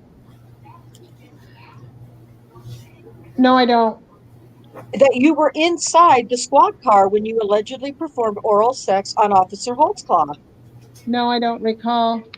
You don't recall that? No. Oh, I would say plenty of lies came out in that little exchange. Yeah. So we still have 8 people with us. You guys are troopers. Thank you so much. No kidding. You guys are awesome. And so once again, think about the sex act, specifically her claim that it was back and forth between oral sodomy and vaginal rape. Yet you saw the pants. You want to flip back to the pants real quick? Yes. Slide 2, I think. I mean, those are the pants. Is that how you would expect them to look after all of this Sex. You know, after his erect penis coming over the top of his Oh, that just sounds so compression uncomfortable. shorts and through the fly of his unzipped, buckled pants. And I mean, I thought interesting about this is they freak out when she changes her story from 10 minutes to like 20 to 30, and then he says seemed like 20, 30. So it's almost, I felt like he was repeating something that she didn't even say, but Yeah. anyway, we have one more accuser. This one will go, I think, a little bit quicker because we're all really, really familiar with this one, right? Okay. Yeah. So this is, I got this copy from Brian Bates' transcript, but this is verbatim her statement that she was asked to write when she was at Southwest Medical Center having the same test done. She says, I was going down 50th past Kelly. I noticed car lights on the side of me. As he got a little closer, I noticed it was the police. He got behind me. As I passed the lights on Lincoln, he turned his lights on. I pulled over at the building by 50th and Lincoln. He stopped behind me, got out of his car, and came to my car. My window wouldn't go down, so I had to open my door. He said, I see where you were swerving. Have you been drinking? I told him, no, sir, I don't drink. He told me to get out of my car. I was following him. He said, are you sure you haven't been drinking? I said, no, sir, I don't drink. He asked if there was alcohol in my cup in my car. I said, no, sir, it is Kool-Aid. He said, if it is alcohol, I'm going to arrest you. I said, you can taste it yourself. It's only Kool-Aid. Then he had me walk to his car, had me put my hands on his car, spread my legs, and began searching me. He asked, do you have any illegal drugs on you? I said, no, sir. He checked my pockets. Then he told me to sit in his car. He opened the back door and I got in. Then he said, are you sure there isn't anything illegal in your car? Because if there is, I'm taking you to jail. I said, no, sir. He shut the car door. Then he went to my car. The driver's side. Then he looked for a minute. Then he came back and opened the door. He asked, how do I know you don't have anything in your bra? I told him I didn't. I asked if he wanted me to raise my shirt. He said, yes. I raised my shirt up to my bra, and he took his flashlight and shined it on my chest. Is that in 2 slides, or did we just copy half of her statement? Oh, that's the second half right here. Okay. Then he took his hand to his private parts and started messing with it. I put my shirt down. Then he asked if anything was in my pants. He wanted me to pull my pants down. I told him I couldn't do that. I put my pants down to my knees. I kept my panties on. Then I pulled my pants back on. A car pulled into the parking lot, but then left. When the car left, he unzipped his pants and pulled his penis out. I was sitting in the car with my feet outside the car. He said, damn girl, you got a big booty. When his penis is out, I turned to the side. I said, please, you can't do this. I was afraid he was going to kill me. I looked and saw he was blonde-headed. He said, come on. I don't have all night. I just got off work. I want to go home. I'm tired. Another car drove by, but didn't stop.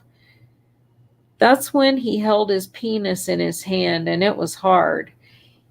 He put his penis in my face. He said, come on, or I'll take you to jail. I leaned down and I put his penis in my mouth like a second. I thought he was going to shoot me. I was scared. I was frantic. I could see his gun on his side. Then he told me, come on, just a minute. Then I promise I'll let you go. So I put it in my mouth for like 10 seconds. Then he moved back, then got up and went to my car. Then I got up and went to my car. I kept saying, thank you, sir. I was begging for my life when I got to my car. He said, I'm going to follow you to your daughter's house. I was in my car. He went so fast, he was gone. So then I got my phone and drove to my daughter's house. And that is the whole story right there. And so her preliminary statement.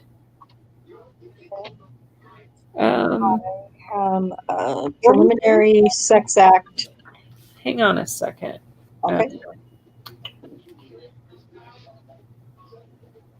Is this link? What is the link on this? Oh, it's for it's nothing. It's for the video of the stop that you can't see nothing in. I was just making sure it wasn't Daniel's side of the story. No. Okay. Nope, that's still ready to go. So preliminary hearing. Okay. So this is the preliminary, right, Cherie? Yes. Okay. Do you have it, Cherie? Yes. Okay. So same thing. Yeah. You with me, attorney, or? Sure. Okay. Okay. Tell me about that. What did he do? This is did you? Okay, I'm really sorry. Did you explain to the audience that this is her preliminary? I didn't hear. Oh yes, this is Jannie Ligons excerpts from the preliminary hearings. Okay. So let's see if anything changes. Yeah, let's see what changes here. Okay, tell me about that. What did he do? When he came back to the police car, he opened up the back door where I was at, and he said to me, he said, "How do I know you don't have anything in your bra?" So, Sorry, now, Miss Liggins, I want to be real clear that I understand what you're telling me, okay? You're still sitting inside the car, right, but he's opened up the back door. right. Is he standing beside you? He's standing beside the car, yeah, looking in. He said, "How do I know you don't have anything in your bra?" What did you say? And I started making motions with like picking with my bra. I said, "No, sir, I don't have anything in my bra." And he said, I can't tell like that." And I'm like, what do you want me to lift up my blouse? And he'd be like, "Yes." So when I lift up my blouse and my bra came up, he took his flashlight and shined it on my chest, and I put my blouse down really quick. Okay, so your decision to go ahead and pull your blouse up, Uh-huh. had he just asked you one time about your bra, and it's your response is, "I'll just do that," or had he asked more than one time? Or tell me exactly how that happened. No, he asked me one time for me to lift my shirt up, and being a police officer, that's what I did.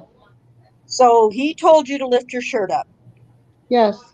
Okay, and when you did that, did you say that your bra came up as well?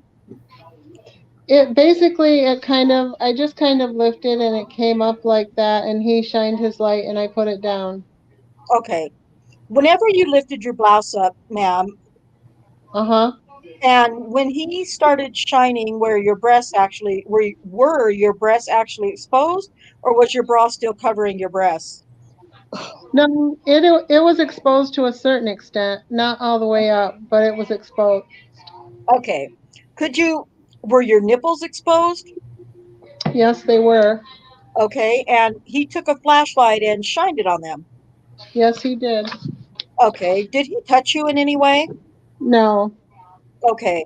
And then I think you said after he shined the light and looked, then you put your shirt back down. correct. Okay. And at that point, what happened?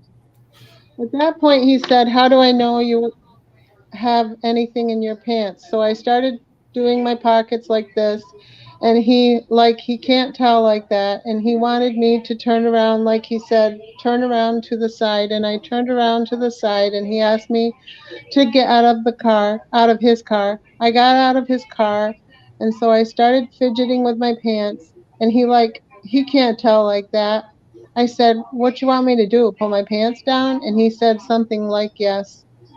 So me not so me not knowing, I pulled my pants down, and when I pulled them down to my knee, and I had on black underwear, and I kind of was fidgeting with them, and he had his flashlight and was kind of shining it between my legs, and I pulled them up really fast, and he turned around, and I turned around to get back in. Now, okay. So you've actually stepped out of the car. Yes, sir, I did. Are you standing in that part of the car just where the door is open, but you're just standing right there? No, I was outside the car. I understand you're standing up, but is the door still open to the passenger side? The door is still open. Are you right in that area where the door opens, or have you stepped away from that area? I stepped away from the door. Okay. As I understood it, you said you pulled your pants down. Did your underwear stay up? Yes, sir, they did. Okay, so your private parts were not exposed. No, sir, it wasn't. Oh, excuse me. All right, and you pull them down, and then he looked with a flashlight again. He looked the flashlight. During this time period, and you've told me about either while you were sitting in the car and you pulled your shirt up at his direction, or when you got out, did you notice if he was doing anything was he touching you? Was he doing anything with his hands during this time period? He wasn't touching me, but he was touching himself, like, he had his hands down there touching himself. At what part of this exchange did you notice that he was touching himself? When I got back into the car, and that's when I noticed he was touching himself. All right, now hang on. So you got out, you pulled your pants down at his direction, you pulled them back up, and then you got back in the car? Correct. Yeah. After he made a comment like he said, "Damn, you've got a big ass." Those are the exact words. I'm like, "Oh my God, he's going to kill me." That's what I kept saying to myself. And at that point, he directed you to get back in the police car? Uh-huh. And is it at this point, Miss Liggins, that you noticed he started touching himself, or is It was at that point he started touching himself when I got back into the car, sir. whenever you told me about that a moment ago, ma'am, you did a motion with your hand and you motioned to basically the crotch area or the private area. Is that where he was touching? Correct. Where his penis is? Correct. Okay. And then you also told me a moment ago, before you got back in the car, he said, "You have a big ass," and that caused you to have a reaction. Did that make you afraid? Almost definitely. Okay. Why? Because by him being a police officer and the things he was doing, and I'm to myself, oh God, he's not going to risk everything and let me go. What's he doing and what he's saying to me? I say, he's going to kill me. Okay. Miss Liggins, you're back in the car at this point. Is that right? Correct. Okay. Now, are you all the way in with the door shut, or is the door still open? The door is still open. Are your feet in the car? My feet is in the car at that point in time. Okay. But the door is still open. Door is still open. Okay. What happens next? He had me to turn my feet to the side, and that's what I did. I turned my feet to the side. And by that, do you mean that you put your feet outside of the car, Outside of the car, sir. but you're still sitting on the passenger I'm still sitting, but my feet are turned outside. and you're in the back seat of the car? I'm in the back seat. Uh-huh. Okay. Do you remember which side of the car you're on, the driver's side or the passenger side? Passenger side. So back seat, passenger side. Uh-huh. Okay. What happens then, ma'am? He unzipped his pants and takes his penis out and said, "Come on." Then I quoted, I was twirling my hands together. I was so afraid. I said, "No, sir. Now you're not supposed to do this. You're not supposed to do this, sir." He said, "Come on." He said, "I don't have all night." He said, "I just got off work." By this time, not a silver, it was a gold SUV passed by the street, and he was like in front of me. He had his hand on top of the car, and when the SUV passed, he looked at it as far as where it was going. It went through the parking lot where I had pulled over at. The car went to that parking lot and he was following them as they was going through the parking lot. And as they passed and went all the way around, then he turned back to me. Okay. So he watched where that car went. Yes, sir, he did. Did that car go on by and go where it was going? It went on by through that parking lot. Now, ma'am, I want to ask a couple of things about what you just told me, okay? Okay, As you're sitting in the car, he's standing beside you, correct. okay? And you said at some point, you said he unzipped his fly and pulled his penis out. Did he just unzip it and take it out of the opening of the fly, or did he undo his pants and do it in some other way, or do you know? I can remember he didn't undo, he just unzipped it and took it out. I remember very well. Okay, it was exposed. It was exposed. Do you know if it was erect or not? Excuse me? Do you know, was it hard? Do you know? I would say so, yes. Okay. As this car goes by, he's now put his hands up on top of the roof of his car. Uh-huh. The police car? Uh-huh. After he watches the car go by, what happens at that point? He turned back and looked at me and said, "Come on." He said, "I don't have all night." He said, "I just got off work and I'm tired." Okay, let me ask you, Miss Liggins, have you ever been told what they are? What? Um, Hold on, folks. Something funky just happened, I think. I'm lost, On Cherie. the bottom of 268, line 24 is where you should start.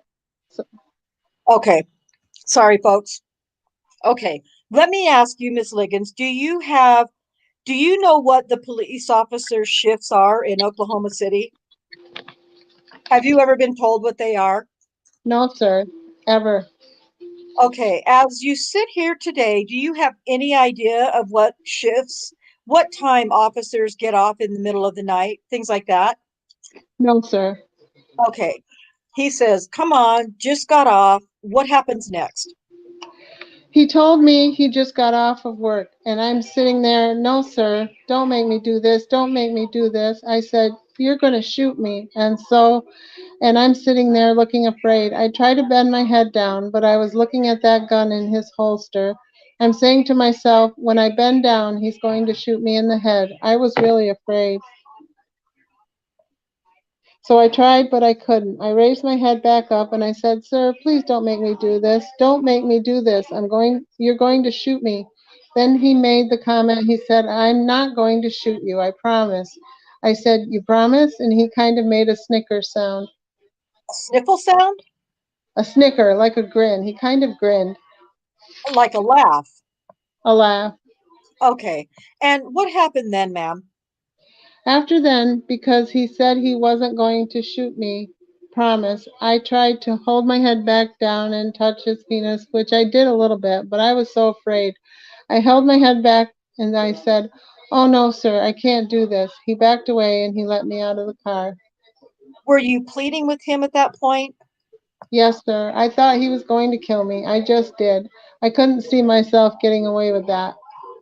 Miss Liggins, before he backed away, I know you said a moment ago you did. Uh, did his penis go in your mouth? It did a little bit, not much, but it went in there. Not for very long. Not for very long because I wouldn't allow it. Okay. So you tried to do what he said, but then I tried, but I couldn't. you pled with him to stop, and he did.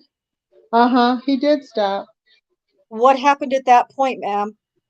He backs up and I get out of the police car and I didn't know what else to say. The only thing that would come to my mind, because I thought when I walked away he was going to shoot me in the back, the only thing I could say was, I guess that's the end. Yeah, that's the end of it. Okay. Yeah, that's pretty much the end of the sex act anyway. So yeah, that works. Okay. Yep.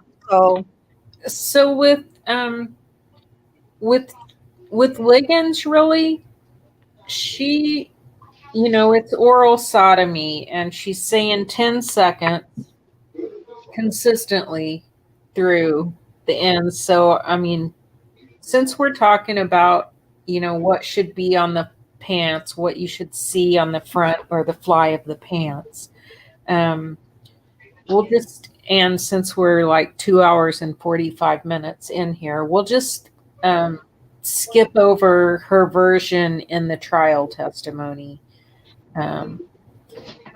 Unless Cherie or Rhonda want to point out anything that was different, but I can't think of anything related to actually this that would relate to the stains on the pants. So, no, nothing that relates to the stains on the pants. so just to read. There were no handprints or fingerprints or anything, however, found on the car that she claimed he had put his hands on the hood and stuff. There were no prints like that found at all when they did the forensics on it. So, Yeah, but there was going back to that slide. There Which one? was a layer of the one Oh. before. There was a layer of dust on the car. This one, yeah. So if he put his hands on the car, he would have disturbed that dust, and it would have been on his hands, which, you know, would have transferred to his pants, to his dark colored pants. See the color of his pants in this picture, because the photos of the pants on slide 2 look more like a light gray, when in fact it's not that at all.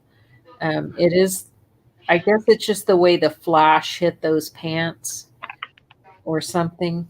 I don't know. So we've gone through the 3 women that detectives picked out to become a part of this plan. And they just happened to be all in that one shift. Boom, boom, boom. So from, as Adaira said, from the time it was starting to get dark, 5 or 6 o'clock, which in June in Oklahoma, it's not starting to get dark at 5 or 6 o'clock.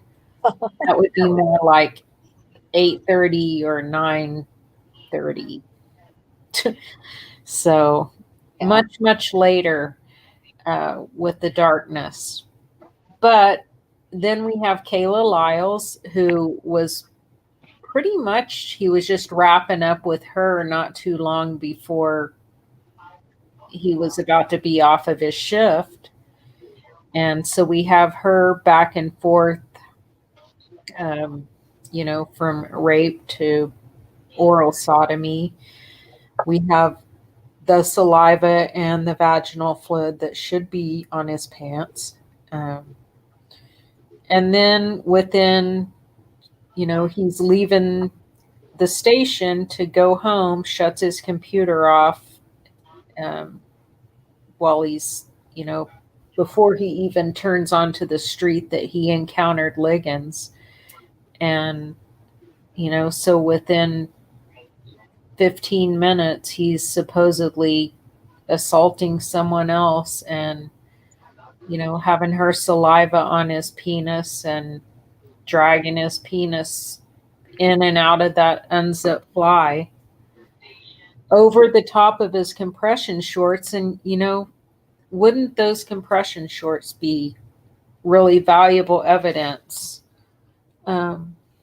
So he, you know, he proceeds. He goes home after Jannie Ligons, not thinking much about it. He comes back to work at lineup 2 o'clock the next day, and he sees unusual, you know, actions going on inside the station, and Captain looking at him. And so he's feeling, you know, like they're gonna, you know, they're looking at him, and they ask if someone made a stop at 50th and Lincoln last night. And he, without hesitation, said, I did. I made a stop at 50th and Lincoln. And he told him, and he didn't call it in. And so they pull him out of lineup. They take him to Superior's office, have someone there already available to photograph him. They take this photo and other photos. And then Davis and Gregory ask him to, you know, come, if he would come downtown and talk to them about this traffic stop. And he says, of course. And then you see the 2-hour interview. Most of you, if you haven't watched the 2-hour interview, it's very enlightening. You can find it on YouTube. So is this where we were going to play the clip, Rhonda? Where he explains the stop in his words. Yeah, so they've got him in, and you want to go ahead if you have that queued up and play. This is Daniel's version. No, I'm gonna get How do you eat? Hands. Oh, left for me. Okay. Having these rights in mind, do you wish to talk to me and us at this time without an attorney? Yes. Okay, right. Yes, right there. Read this out loud. I've read the statement of my rights and understand what my rights are. I'm willing to make a statement and answer your questions at this time.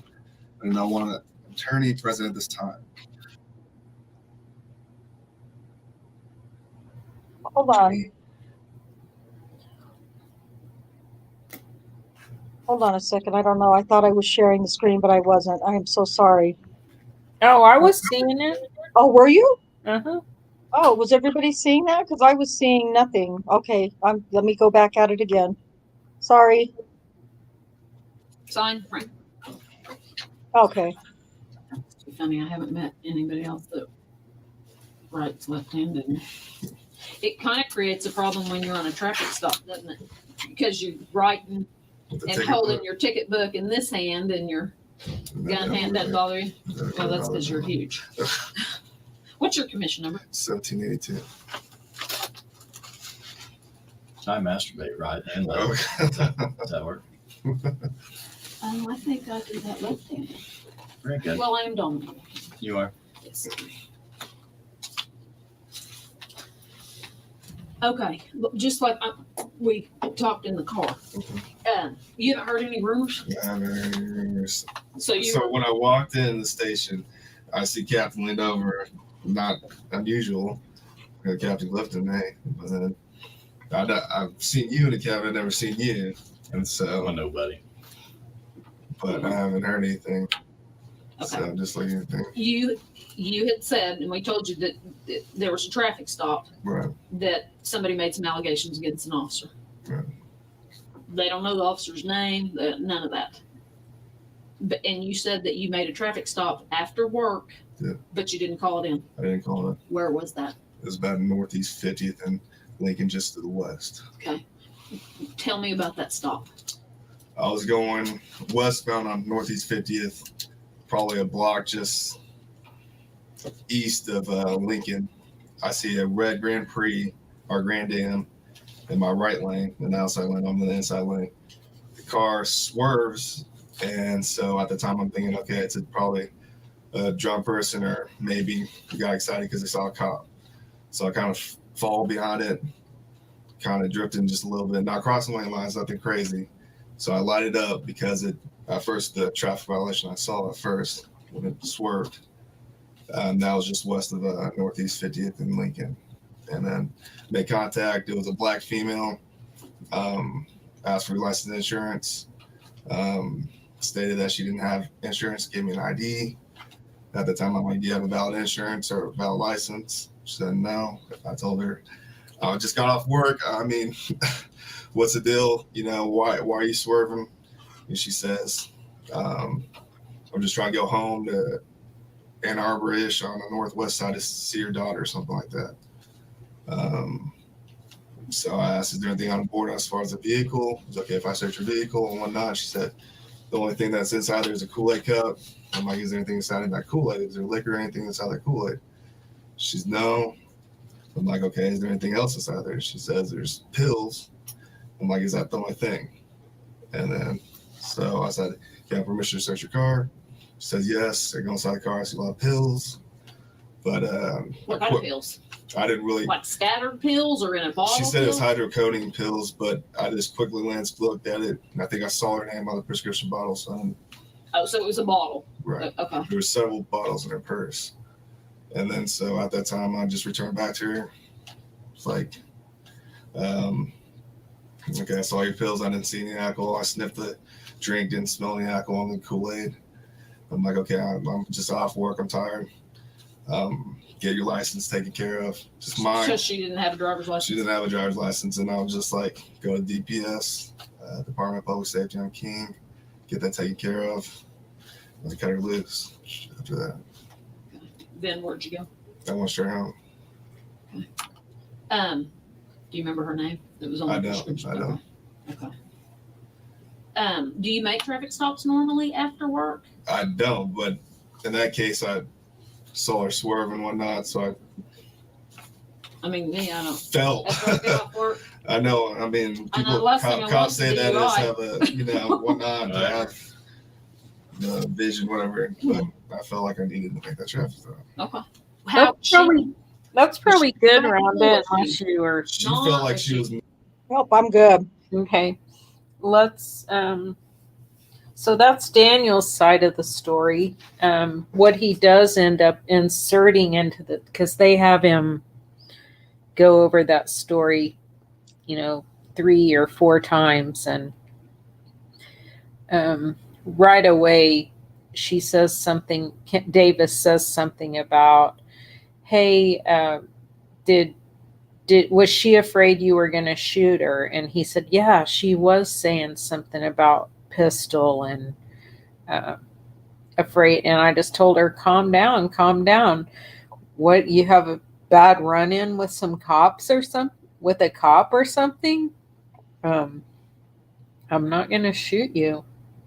So that's basically the only thing he added to his story from the first retelling, which, why would he do that really? That's not that, that's not going to look good for him. He could have just said, no, that didn't happen. But, okay, so slide 11. Okay. Here we go. Just about done. Okay. Can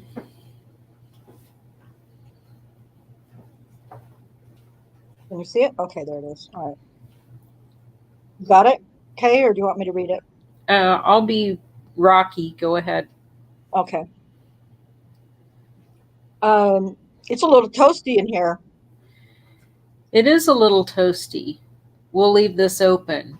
Your pants. These the pants you wore last night, last shift? Yes. It is? Yes. Okay, what about your underwear? No. Where are they at? The wash. They're in the washer? Washer. Washer. Yeah. Okay. All right. Well, I need your pants. I bet you do. Wow. So, yeah, I mean, so these are the compression shorts, not the exact shorts, but they're Daniel shorts that were just like the ones, the style he was wearing. And they did not attempt at all to, they gave him a ride home. They didn't come in. Rocky didn't continue with that line of questioning at all and say, hey, but have you washed them yet? Because wouldn't you assume that a bachelor, and I know Carrie's at his house and she's staying over, but Carrie had her own apartment. So Daniel's a bachelor. Most bachelors that I know use their washing machine as a laundry hamper sometimes. So I don't know. I just find it odd that if they were really trying to follow the evidence in search of the truth, that they wouldn't try to find those important underwear, because can you imagine all the DNA that would have been on the inside and on the top of the band from just having his penis come over the top of those and basically his penis holding those down? That's elastic. There's no fly. Compression. No fly in those compression shorts. So yeah, it's, you would expect to see some stains and stuff. You can advance that. Okay, the moment everybody's been waiting for. Yeah, this is super exciting. This is And okay. so, well, yeah. And so we recreated all of these sex acts that were performed in that one pair of pants. So this is what the pants should look like. They should have stains on them. Can you? Oh, you probably can't blow those up. I think the second one is the most. This one. You can see the third one. You can see with the one side of the pants folded down. You can see where the staining is easily. But that's more along the lines of what you would expect, because, doing this experiment with going through just the timeline, the sequence, and exactly what the women said happened, there's just no way not to have staining on the outside of the pants, as you see. And Especially here. yeah. Now, can I just add really quick? Both Kim Davis and Elaine Taylor at different times, and I don't remember where I read this, but I know it's legitimate. Elaine Taylor discussed how young girls tend to become wet whenever they're sexually excited, and so explained that that would explain why there was staining. Could explain that. Kim Davis, of course, in her vile, vulgar, foul-mouthed, disgusting self, said that just actually described it as sloppy sex. And and so, okay, well, if that's all true, which it is, then Daniel's pants should have looked like this, or more like this. And instead, as you recall, there is next to nothing on Daniel's pants. Sorry, I was going to go back. Whoops. There's nothing like that. And I realize these are washed out or faded out, or like Kay said, the lighting or something. But even you should at least be able to see something in here. They tested in here. And there's just nothing remotely like that. So, and it's not even in question that there were any stains, because even their own crime lab analyst said there were no stains. So I just think the experiment is good because, it shows that you really don't need to use an alternate light source, which she didn't, to look for stains. If you try to wipe that off with a wet cloth, it's still going to dry and leave a stain. And if you can't see that stain with the naked eye like you can in these photos, you could certainly see it with a bright light and a magnifying glass like she looked through. But she wasn't interested in finding true. DNA from all. She wasn't interested in finding that. Or Was a bright light used and a magnifying glass on these? yeah, she said she used a bright light from her office and a magnifying glass. Yeah. No, but were they used on these pants? Yeah, were they used on these, Kay? No, the second photo has a little bit of magnification on it, but you can see the stain without the magnification. It's true, you can. Was there any kind of, assuming that who offered the experiment, was there any kind of anything done to determine, like to wipe this off or to scrub it off or scrape it off, or just take the picture and see what just do the experiment, the sexual acts, and then just take the picture of the clothing, right? Right. That was all legitimate. Yeah, that was all. I should have tried to clean it off and taken another photo, but timing wasn't right. Well, it could have been. It would have dried, but I don't know. So, so the whole point of this is that all of this supposedly happened in his final shift of being a police officer. And now they're going to decide to make him a serial rapist because really the only evidence really all they have is Jannie Ligons, whose SANE kit comes back negative, whose handprint comes back negative. That's it. That's all they have. So that case is never going to stick. So they know right away they have to link this up to Terry Morris, who had reported something a month earlier.